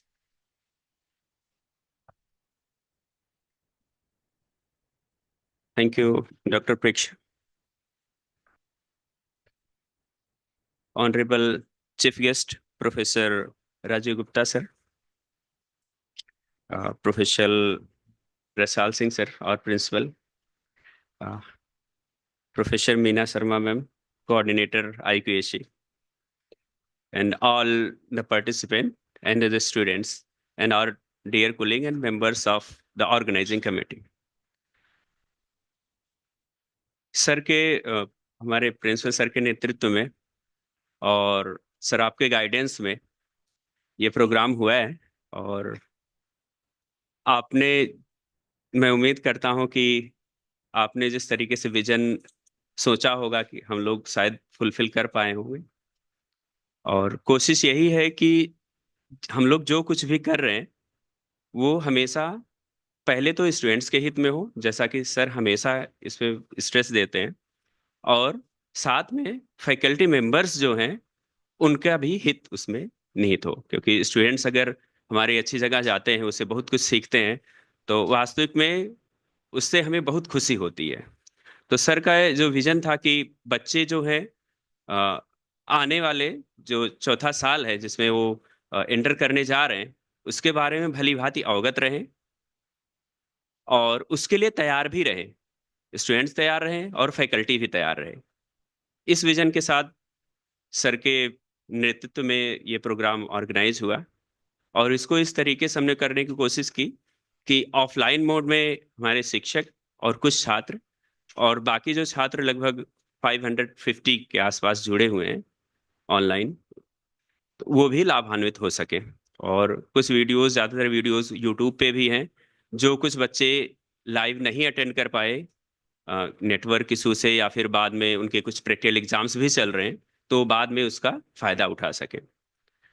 तो sir, आपका principal sir और हमारे chief guest professor Verma जी का, professor Gupta ji का बहुत बहुत धन्यवाद। Sorry sir, बहुत बहुत धन्यवाद। सर, आपके बारे में अभी कुछ दिन पहले, 2 से 3 वीक पहले की बात है, सर से बात हो रही थी। सर ने आपसे मुझे कांटेक्ट करने को कहा था, तो मैंने बल्कि कहा कि सर को क्यों ना इसी प्रोग्राम में वो किया जाए, तो कह रहे हैं ठीक है, उसके बारे में हम बात करेंगे, लेकिन आपको स्पेशली नैक और नैक रैंकिंग हो गई या नारायफ रैंकिंग हो गई, इसके बारे में सर से, आपको सर को इनवाइट करना है, सर से मीटिंग करनी है और सर से सीखना है आप लोगों को, और किस तरीके से हमें कॉलेज की रैंकिंग में सुधार किया जाए उसके बारे में आप लोगों को इस बारे में एक लेक्चर करवाना है और सर के साथ मीटिंग करिए, आगे का रणनीति बनानी है। तो सर, हम भविष्य में जल्दी ही आपसे फिर से आग्रह करेंगे कि आप फिर आएँ और हम लोग उससे ताकि लाभान्वित हो सके और हमारे कॉलेज उस आपके जो बताए हुए, अगर जो भी आप बताएं उस पे हम चल सके, ताकि कॉलेज का भी फायदा हो सके, स्टूडेंट्स भी उसमें आगे बढ़ सके। तो सर, आपका प्रोफेसर राजीव गुप्ता सर, आपका बहुत बहुत धन्यवाद। मैं थोड़ा सा लेट हो गया आज आपको पिक करने में मैं रिग्रेट हो रहा हूँ तो प्रोफेसर मीना शर्मा मैम, आपका बहुत धन्यवाद। आपने हमेशा इस प्रोग्राम में जो भी हुआ, आपने हमेशा सहयोग किया और हमेशा गाइडेंस दी। मैम, बहुत बहुत धन्यवाद आपका। ऑर्गेनाइजिंग कमेटी मेंबर्स हमारे doctor Rajesh Singh, doctor baby, miss Shipra ma'am और मिस प्रेक्षा मैम, आप सभी लोगों का बहुत बहुत धन्यवाद।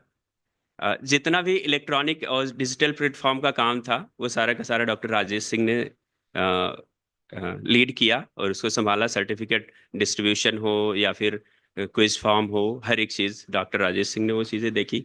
बाकी और चीज़ों में चाहे एंकरिंग का काम हो गया, प्रेक्षा मैम और सिप्रा मैम ने देखा। बेबी मैम ने और तरीके से, हालांकि बेबी मैम की बीच में तबीयत भी खराब हो गई, फिर भी उसके बावजूद भी बेबी मैम ने अपना पूरा समय दिया और किस बुक्स जो प्रोवाइड करनी है फेलिसिटेशन में पूरा पूरा जितना भी हो सका मैंने वो पूरा सहयोग किया तबीयत खराब होने के बाद। मैम आपका भी बहुत बहुत धन्यवाद।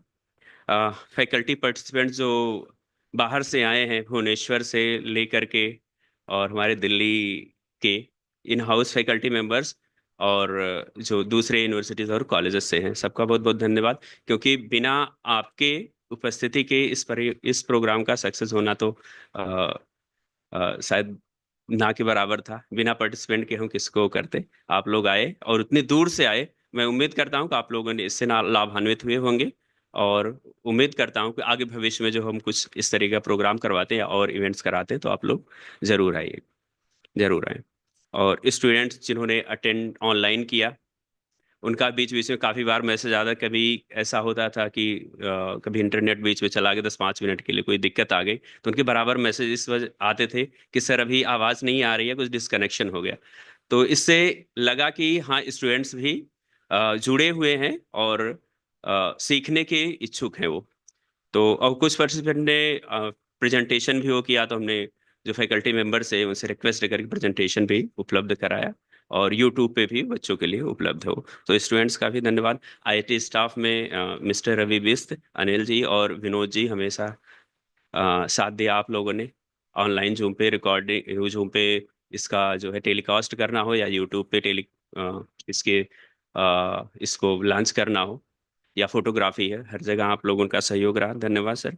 स्टूडेंट्स वॉलंटियर्स का, जिन्होंने क्लासेस के साथ इसको भी मैनेज किया जितना भी हो सका, बहुत ही बिना स्टूडेंट्स वॉलंटियर के, क्योंकि बहुत सारे ऐसे काम होते हैं जो जिसमें स्टूडेंट्स का रहना बहुत ही आवश्यक होता है। अर्जुन जी कैंटीन से, उन्होंने स्वादिष्ट भोजन प्रिपेयर कराया टाइमली और उसके लिए उनका बहुत बहुत धन्यवाद। हाउस कीपिंग स्टाफ और गार्ड का, बाकी और जिस किसी का भी नाम रह गया हो उसका बहुत बहुत ही धन्यवाद। और thank you so much sir. Thank you everyone.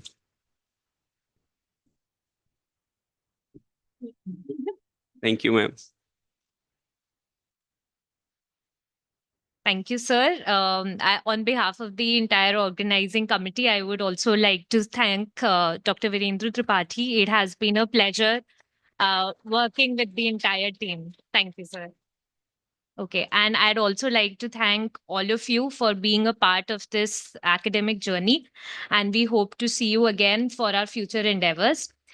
Finally, to conclude this event on a note of national pride, I request everyone to please rise for the national anthem.